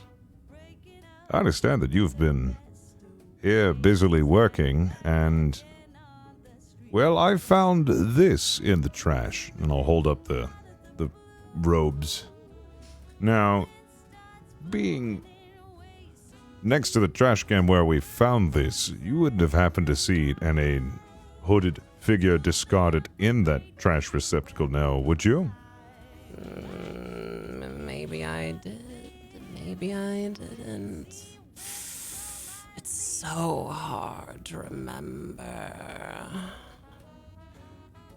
I'm sure we have something that can jog your memory, and then I'll look through one of my pockets. Mm-hmm.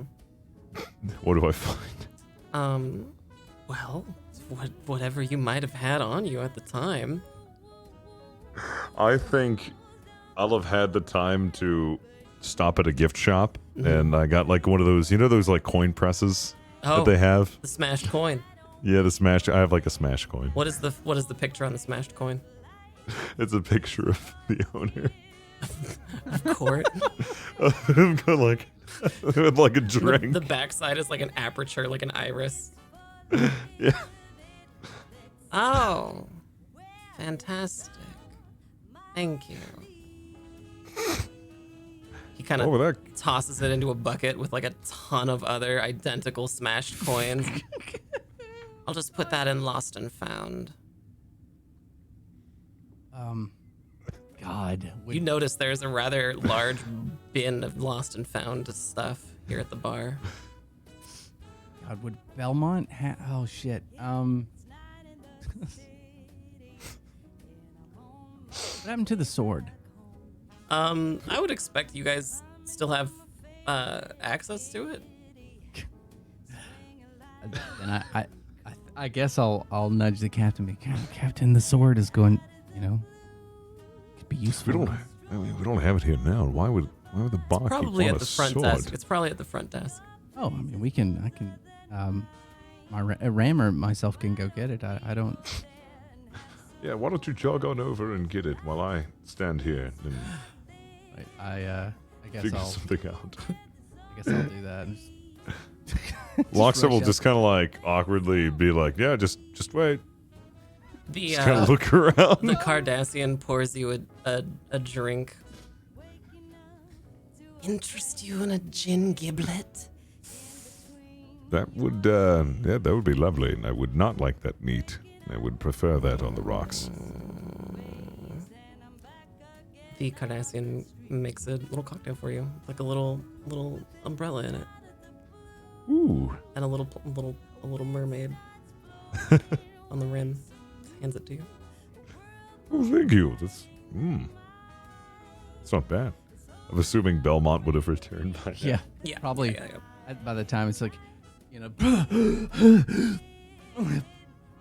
here you go, Captain, and then give you the sword, which I don't know if it still has viscera. I was hoping they cleaned it up. It's pretty cleaned off by now, Okay. yeah. Be like, here you go, Captain. Thank you. Well, fascinating. Some sort of implement, I see. An ancient human weapon, actually, which, seeing as human accoutrement is most common here, I bet it would fetch a fair price for anyone looking to collect human relics. Interesting. Thank you, Captain. Very welcome. So, about that hooded figure. Yes, I think it's coming back to me. I did, as a matter of fact, see someone discard this hood just after the lights went out. They left in quite a hurry. I only caught the back of them, their little blue heads. Did you happen to see what direction? I believe they were headed towards the stairs. But it's Thank you. impossible to say. Stairs. Very well.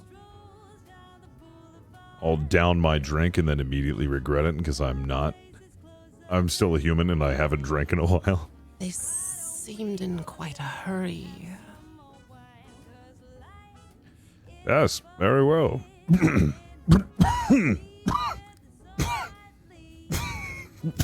Very well. Thank you for that information. We'll be on our way. Well, thank you for your attendance at the Galileo Bar. Thank you. Whew. It's a good one. We'll head towards the stairs. Ram, you're still behind everyone, kind of examining the hood. And you notice that it's kind of heavier on one side. You poke your hand into the pocket and find a data pad. It's kind of small, but it's there, and it's heavily encrypted. There's also a slot missing for what you know to be an encryption key. Additionally, you notice the name printed on the bar above the bar is the Galileo Pub. The Galileo Bar. Not the Galileo Bar. Captain, Oh, yes? there appears to be some sort of data pad within the hood. Interesting. I can't really, get in it, even if I, plugged myself in, I probably wouldn't be able to get through the encryption. But if we had a encryption key, then we might have a better shot. Is this data pad from the hotel? Is there any, or is it just some random data pad? Random data pad. Very well. Lieutenant, Commander Belmont, you know if we have anything that could crack this? I don't know. However, we might be able to use it to find its owner just by casually waving it and saying, "Oh, look what we found. Does this belong to anybody?" I don't know if that would work. I'm not much of an investigator person. You're pretty familiar with this type of encryption, Lieutenant Commander Belmont. You know it would my take God, a few hours to crack at least. Okay, so yeah, Captain, it would take. I guess it is possible, but do we know how long until the Klingons are supposed to About come? 20 minutes, yeah. 20 minutes. We don't have enough time for that, Captain, at all. Okay, well, we could always bluff it and do what you say. We could just assume that we could just convince him that we've already cracked in and see which one of them gives.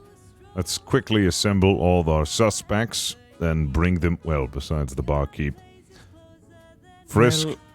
Well, what if on the pad actually reveals who they are, then we just don't say who it is? They're obviously going to know we're fibbing.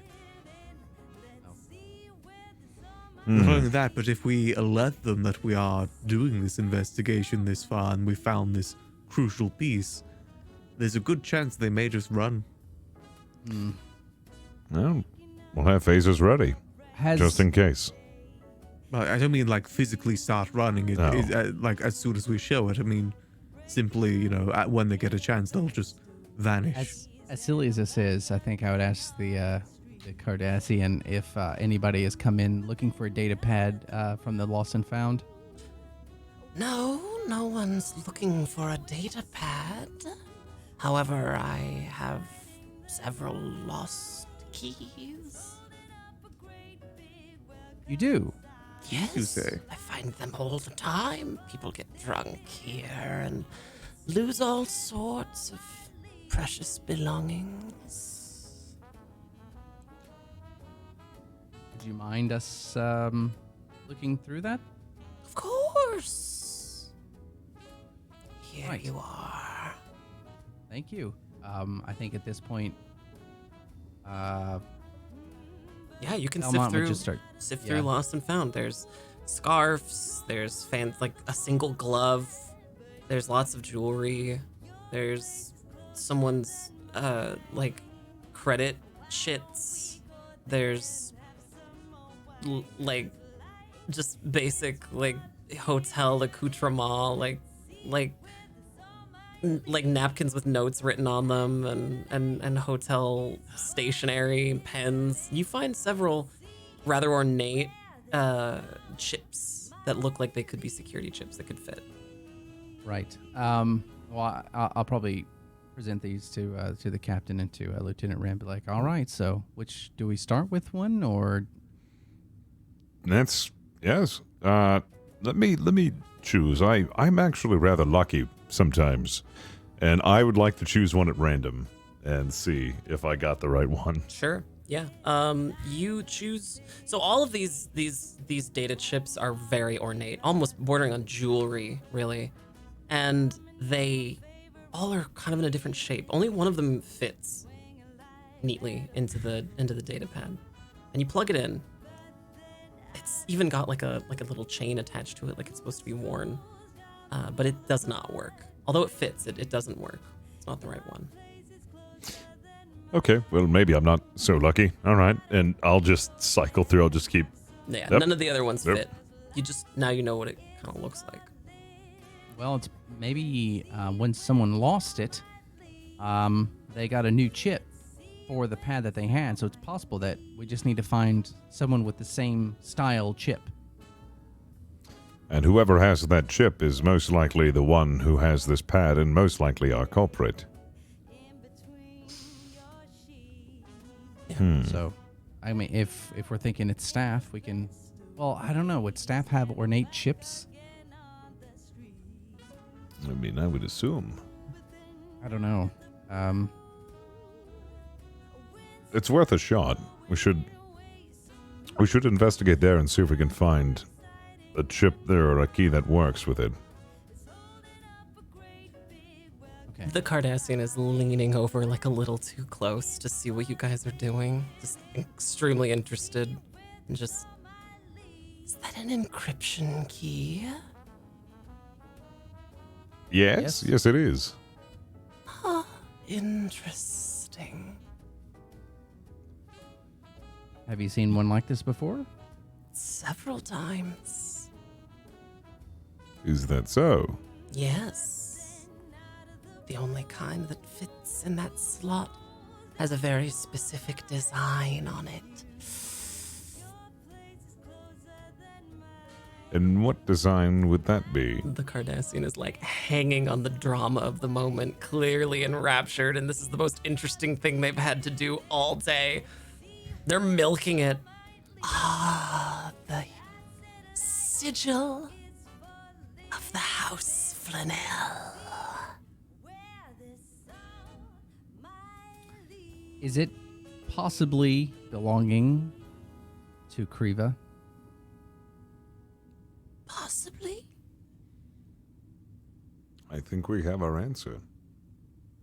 Well, I believe we will need to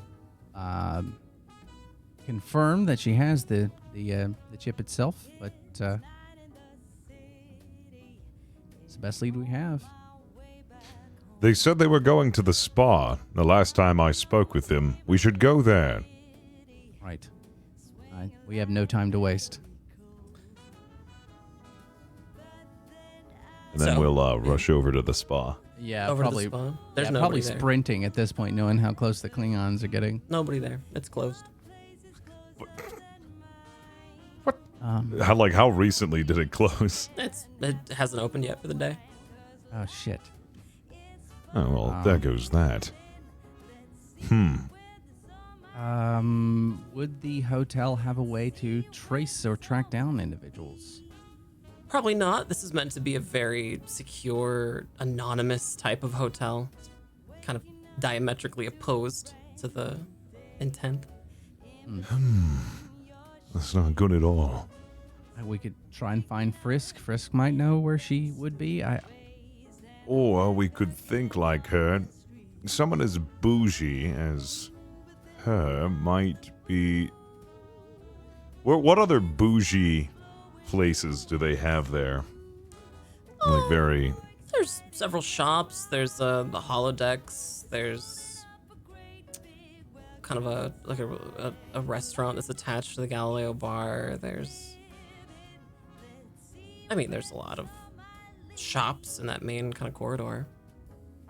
I would like to see, like, if I can, like, find, like, the one that looks the most expensive, the flashiest and the most expensive one, and go there. Yeah. Investigate. Yeah. The shops in the main kind of promenade area are many. They're varied. There's perfume shops. There's clothing shops. There's a rather expensive looking perfume shop that's pretty near the check-in area. And you can pretty clearly see Kriva inside. She's arguing with some bellhop over something. Shall we, Captain? Yes. Oh, Kriva. Excuse me. Yes, you again? Kriva. I'd like to ask you one last question. I don't have time for all of your questions.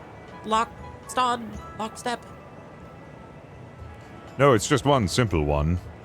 And then I'll hold up the pad and say, missing something? She looks at you like you're crazy. You think I read? No. Not by the way that you talk. But Excuse we me? believe that this is your pad. I've never owned a pad like that in my life. To what end? Really? You've never owned a pad like this in your life. Oh, maybe when I was a girl. Is the significant other with her right now? Nope. Where is your husband? Premise? I have no idea. Where'd you last see him? I told him to hold my purse and buy himself something nice. not very specific now, is it? Well, he was complaining of a tummy ache or something. Tummy ache. It makes him feel better. I don't know. Do you have a way of getting in contact with him? Promise! No. Thank you for all of your help. She kind of smirks at you. Goes back to berating the bellhop. Told you I want this in a fruitier scent! And I'll convene with the group. Now I'm very convinced it is the husband, because he is actually a writer, which would explain the pad. Right. This hotel must have some type of security. Surely we can alert them to look for him specifically. And they must know who he is, considering he's the daughter's husband or partner. You know, Kriva did say something about him writing something about OFs? Something like... Ram, you watched that one show. Your holodeck time was spent with that one show? What was it again? The one with the ponies? Yes. Falabella World. Falabella World. I believe, if I'm not mistaken, Kriva was trying to explain that her husband actually writes stories about that or something similar? Like fan fiction? Yes. I think that was yes! That's what she was talking about. Right, there's a pretty big community that do that, you know, like someone wrote this whole, like, post-apocalyptic version and whatnot. It's like 7 novels long. I think we can draw him out if we can find a speakerphone and say, and say that there is a convention stand that's just popped up selling merchandise for the show. We could get him to come there. I mean, it's a popular show. I imagine a lot of people would show up. Including him. True. Very well. Let's give it a shot. As you're kind of meandering through the promenade, you're walking past the check-in desk, and you see down a hallway there is a large sign that says medical. But Lieutenant Ram, your eyes can see a little further, and you can see a sleeve, one that you recognize, one from Commander Herrick, who nobody has heard from in like an hour. Which isn't abnormal for him to just... It's lying on the ground. Oh no! Captain? Yes, what is it, Ram? Ram would walk over and pick up the sleeve. I'm assuming it's on the ground, it's down the hallway. You can see it from a long ways away, but you can point it out. I believe I see Commander Herrick's sleeve over there. Is it on the ground? Really? Did you say? Yes, I believe so. I guess... Have any of you heard from him recently? No, I No. think we would rush down that way Yeah, you guys are immediately. You guys are running. You're running over through the hallway down into this hallway by the medical bay, and you see Commander Herrick around a corner, lying on the ground, face down. Oh my god. Herrick! No response. I would Well, scan for life signs, yeah. Scanning for life signs. Your tricorder's picking up faint life signs as though Herrick were knocked out unconscious. Okay, he is alive, Captain, but I think he may have a hell of a headache. Alright, let's escort him to medical. Is there a medical facility nearby? Yeah, it's literally right there. Oh. You're down the medical hallway, Yeah. and it's right around. Which the is... And We'll I'll get go, him. that, yeah. Why did no one help him? And everyone was just like, How oh. has he been here? Fuck that Vulcan. They just walk kept by. coming. Well, you It's walk, like, oh. you walk into the medical bay, and inside there is only there's several beds, but only one of them is occupied, and it's old man. It's the old man owner of the hotel. It's Court. Is he awake? No, he's still in a little coma, but he's lying down. Still out? I see. Are right. there medical personnel around? There's no medical personnel, but you still have your tricorder out. All right, so yeah, I'd probably go over and scan him as well since he passed out. That's a long time to be passed out. Sure. You give him a quick scan. And you can detect a life signs. You can detect life signs from Court. You can also detect some small trace of something else. Give me a roll. It'll be an insight and engineering roll. Okay. Complication? Complication of 1. Task roll 2. Full success. Your scans from the tricorder are recording some kind of strange electronic signal coming from the old man's bloodstream. It's not necessarily electronic. It's more like some kind of radiation.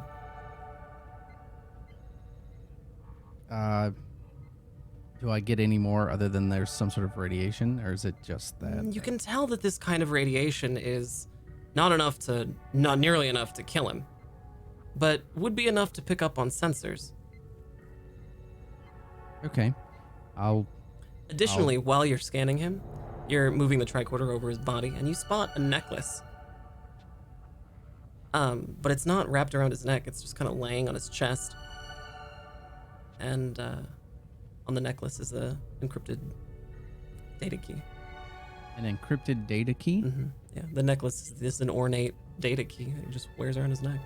Is it the same style as the one that fits the data pad? Absolutely, yeah. Okay, so Captain, Is Belmont? look at his neck. And as the captain goes to do that, I also explain to him that there's some sort of radiation signature that I'm getting coming off of him.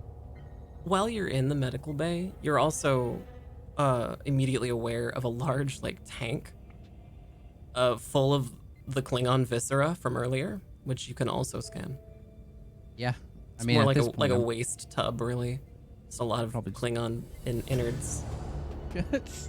Just a trash bag. Mm-hmm. Jesus. Yeah. And as you scan it, you're realizing that there's a lot more of that same radiation signature coming from this Klingon, innard viscera stuff. I would probably scan each one of us to see if we have it as well. Yeah, none of you have it. We don't have it. Yeah. It's not something you've detected anywhere else. Just here so far? Mm-hmm. Would I be able to do a longer range scan with that radiation? Yeah, I think so. A vicinity sort of Probably. Yeah, go ahead and make me a roll. It'll be an insight and an engineering roll. Complication of 2, longer range. Okay, partial success. You do find a slight signature kind of outside the door by one of the overfilled trash cans. But you can't tell what it is. Okay, so I think that with the captain dealing with the chip and everything, I'd probably rush over to wherever that trash can is. Yeah. Inside the trash can, you can kind of tell this was like a janitorial, just in a hurry kind of decision to just dump all of from the ballroom, just all the trash over here, out of sight, out of mind by medical. And you're noticing that the only thing that's giving off this very particular type of low-level radiation is that bottle of blood wine that you saw the Klingon take from Court and pound. So I think after finding that and finding the signature in there, I'm going to theorize. I'm going to come back over to the captain and say, I'm not sure, but I'm wondering, and I'll show him the blood wine and say, I'm getting the same signature from this the Klingon had that as well. Is it possible that this was used as a like a means of tracking or locating or for the transporters? And I am theorizing this out loud, like if that would make sense to Belmont. It certainly makes sense to you. If you were in a place that had, poor sensor range, you'd probably need some kind of something to boost some it. kind of booster or some way to detect a signal, especially if you were out of range. So I'll hold the bottle and say, so this is potentially evidence of a method used for the transporter captain. I see. So, all that blood wine they were drinking was their downfall. Now, who would have done that? I don't know. You think- Did it fit the data pad or did it not? The chip does fit in Yep. the data pad. Lieutenant Ram, do you still have that data pad?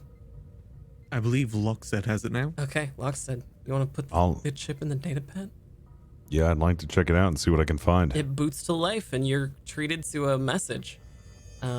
It's a letter from Court, and it's addressed to Premise, and it's kind of long-winded, and basically the point of it is I'll never publish this. This is it just didn't move me the way that the originals did. I don't know why you don't try writing something original. I'm not interested in this slash fiction. Whatever you call it. Hooves and Klopson are co-workers.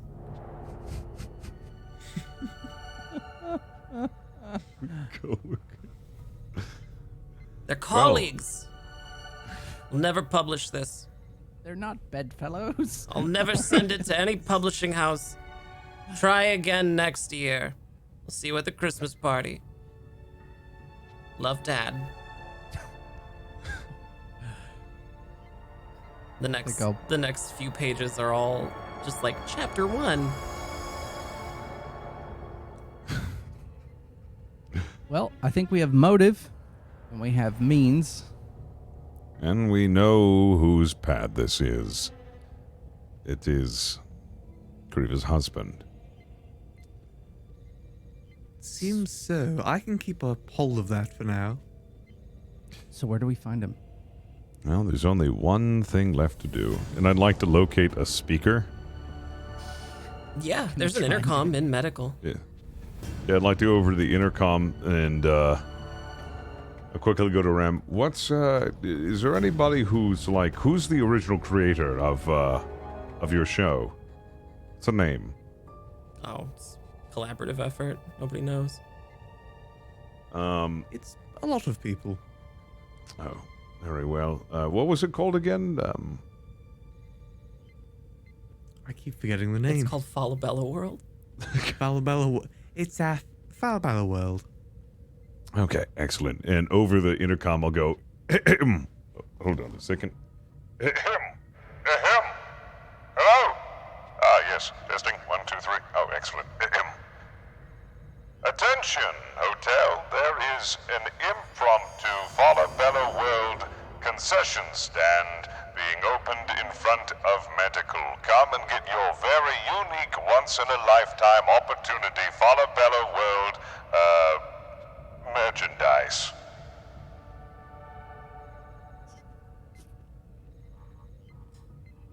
The doors to medical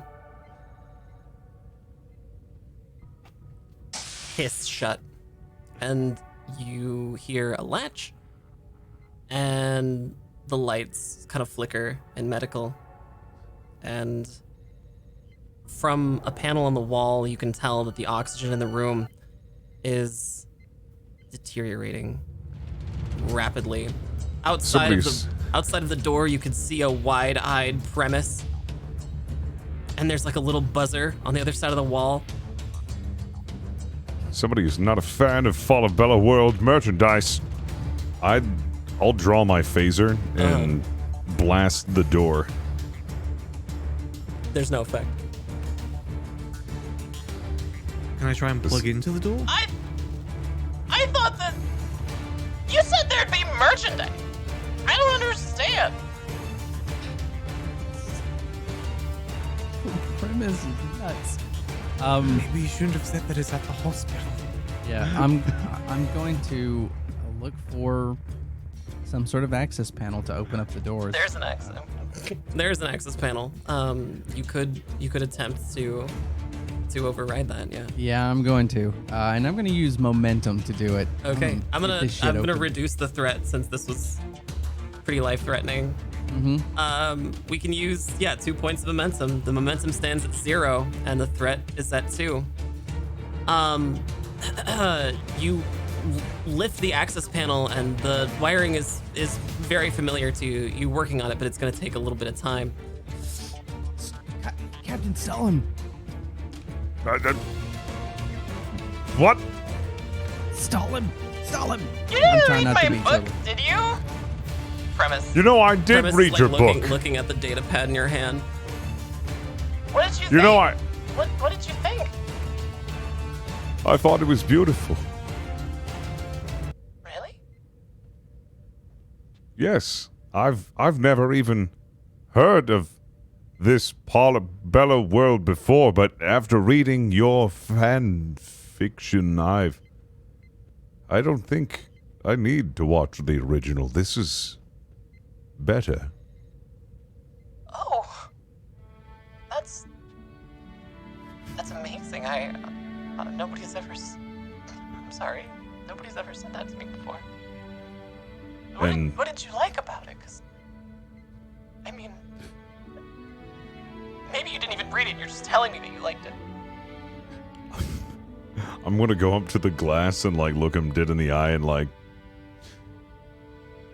and force some tears to trickle, just maybe a single tear.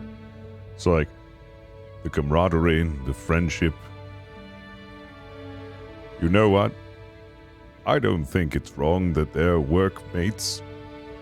They have a real connection. That's what I've always said too.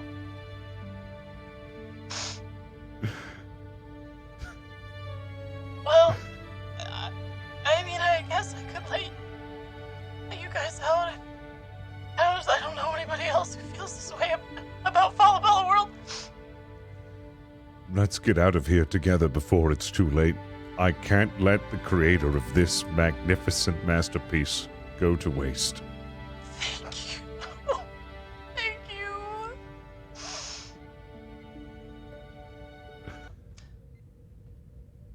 The doors to the medical lab hiss open, and you can hear him kind of muttering to himself, I don't even care that it was made for human girls, human little girls. I think it was, I think it really was kind of accessible story for everyone. I personally think they should really stop trying to cater to the little kid market, because honestly it feels like a much more in-depth adult sort of story. You know what? I'm inclined to agree with you. But unfortunately, I'm going to have to phaser you. And I just instantly phaser him.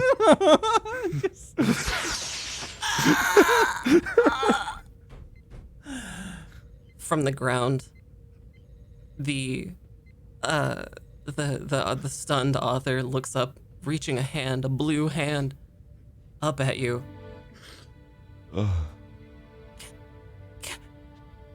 Captain. I phaser him again.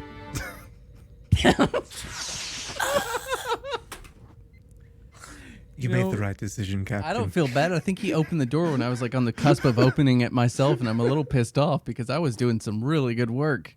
Clopson and Hooves would never get together anyway. Clearly, Hooves has more chemistry with Moriarty anyway.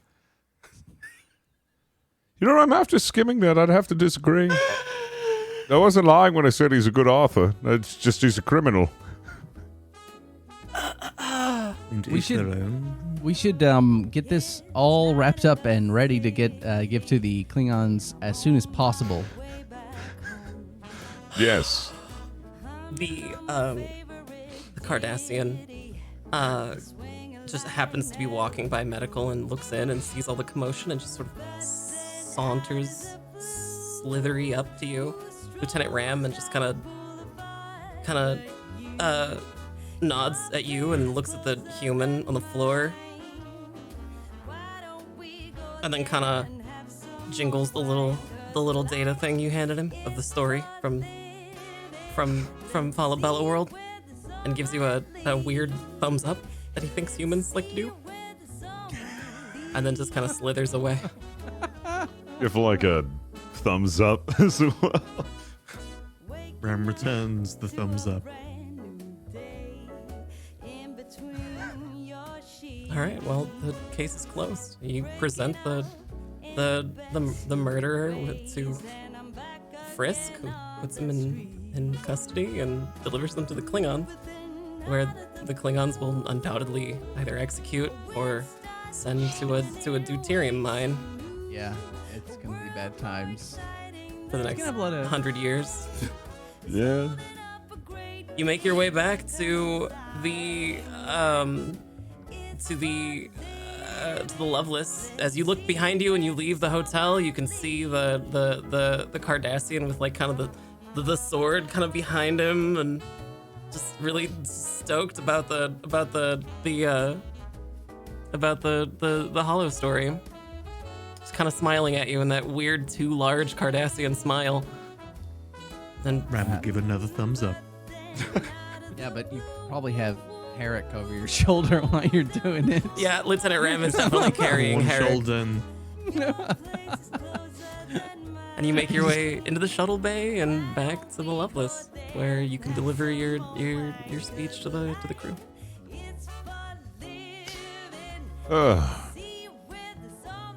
Hit him. Oh, that's Charlie. Attention, crew. This is your captain speaking, Captain Eugene Lockstead. We have officially returned from our away, and I'd like to preface this one point to the entirety of the crew. Well, Parabella World is a great show, but nothing beats the fiction that comes from that show. There will be a book club reading of the latest fan fiction in 100 hours. Please meet in the mess hall so we can have book club if interested. That is all, Captain out.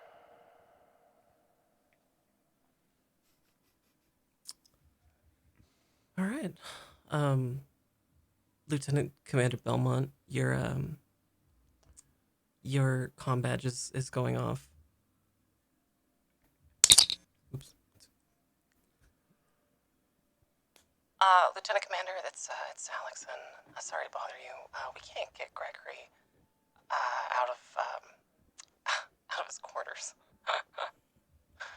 You can't get him out of the. His No, I mean we can, but he's been late for every shift, and he's carrying around this data pad. He like won't stop reading this. I don't know, this horse story. It says it's from you guys. Right. Well, I will.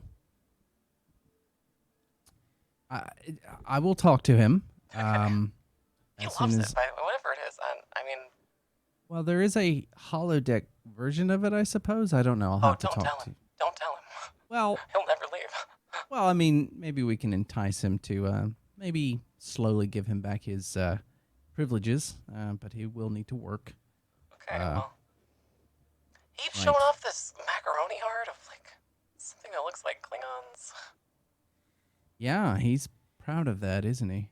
Yeah, I guess he had some kind of like ambassador summit with the Klingons. He sure did, and he should be applauded for it. Well, just as long as I don't have to look out for my job. Well, no, I mean, he's a pipes man, isn't he? So Am I being fired? No. You Okay. are the most deft transporter Listen, I mean, you're Sorry. you're one of the best that I've ever met. Well, thanks. All right, I gotta go. Some transporter problem. I'll be back.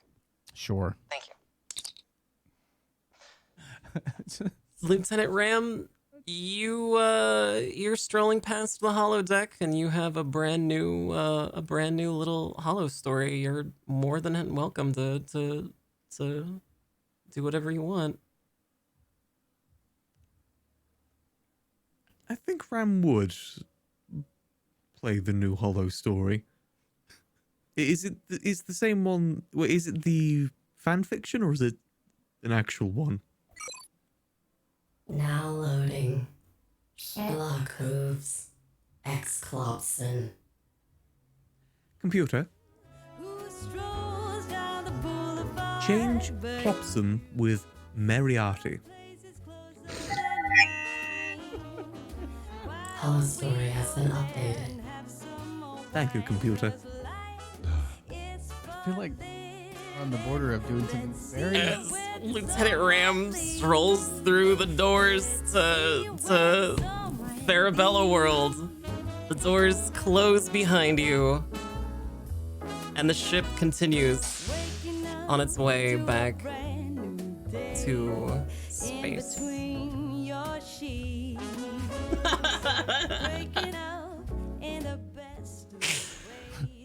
There's this old cartoon called My Little Pony.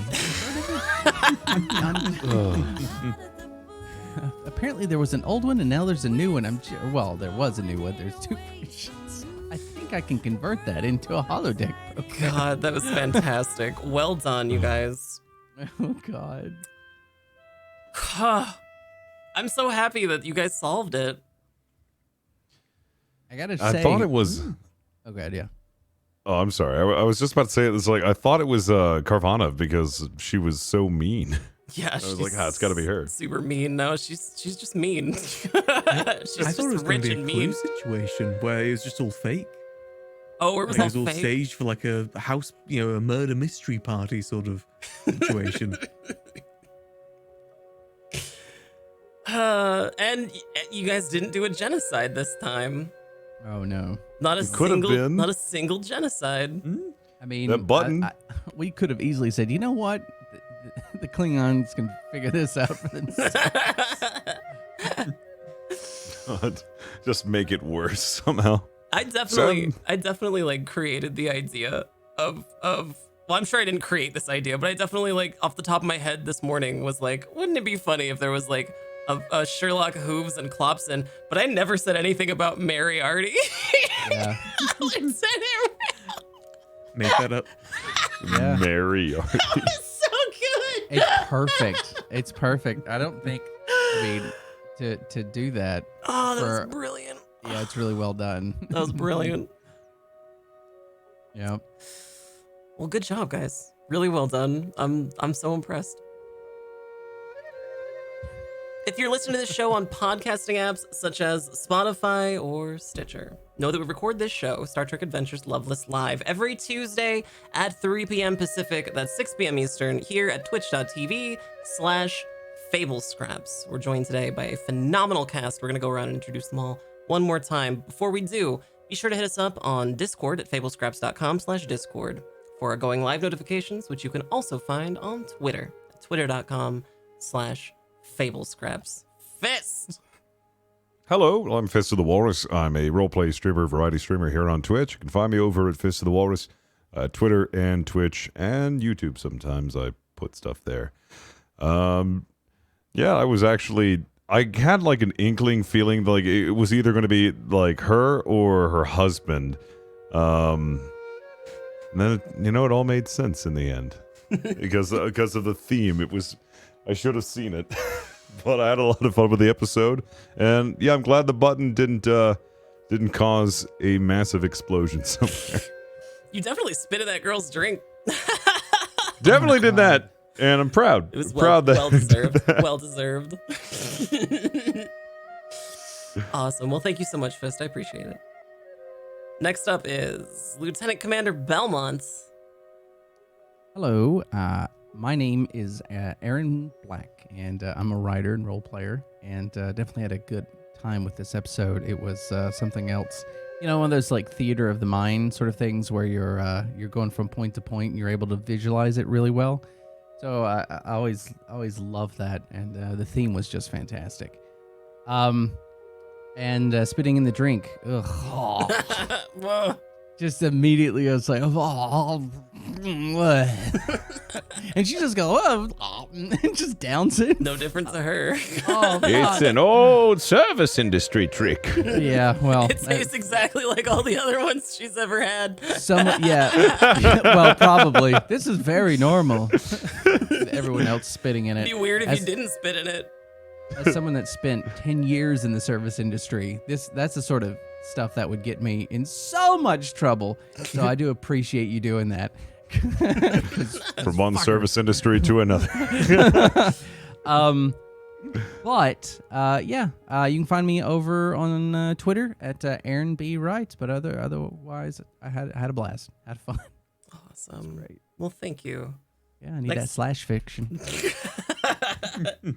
Next up is Lieutenant Ram. Hello there, I'm Enovan, a streamer here on Twitch. Typically I stream variety games and roleplay games as well. So I'd like to point out that Herrick stopped Ram doing the holo deck of Ram being hooves, but then Ram got to be hooves by being a detective. So he got to live it instead of actually pretending it. Absolutely. You've been training. You were training in the holodeck for this very moment. When we weren't That's looking, why there's no reports. Did Ram go on all fours when we weren't looking? I mean, he's fast, right? So I'm sure he could just Skitters around on all robot fours. making I can only popping do my noises to thinking himself. when I'm on all fours.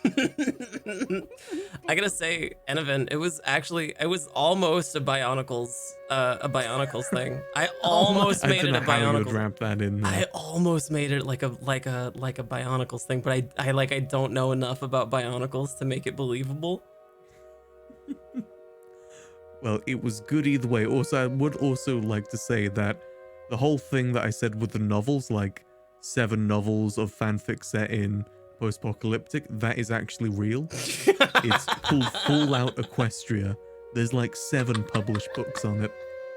That's amazing. That is incredible. That's amazing. And I hate that I know that. Oh my god. Oh no. Hey, you know, writing is writing, That's amazing. and I'll never judge anyone for what they create. Yeah, Herrick. you can find... Oh, sorry, go ahead. I was gonna say you can find me at twitch.tv/Enovan. That's ENEVUN. Thank you, Enovan. Herrick is played by Lock the Raven. He had to bounce a little early today. So thank you all so very much. My name is Nicotine. I do a lot of roleplay on my own channel at twitch.tv/Nicotine. I'm there every day. So have a great day. Have a great week. We'll see you next week here at Star Trek Adventures Loveless, only on Fable Scraps. Good night, everyone. Farewell.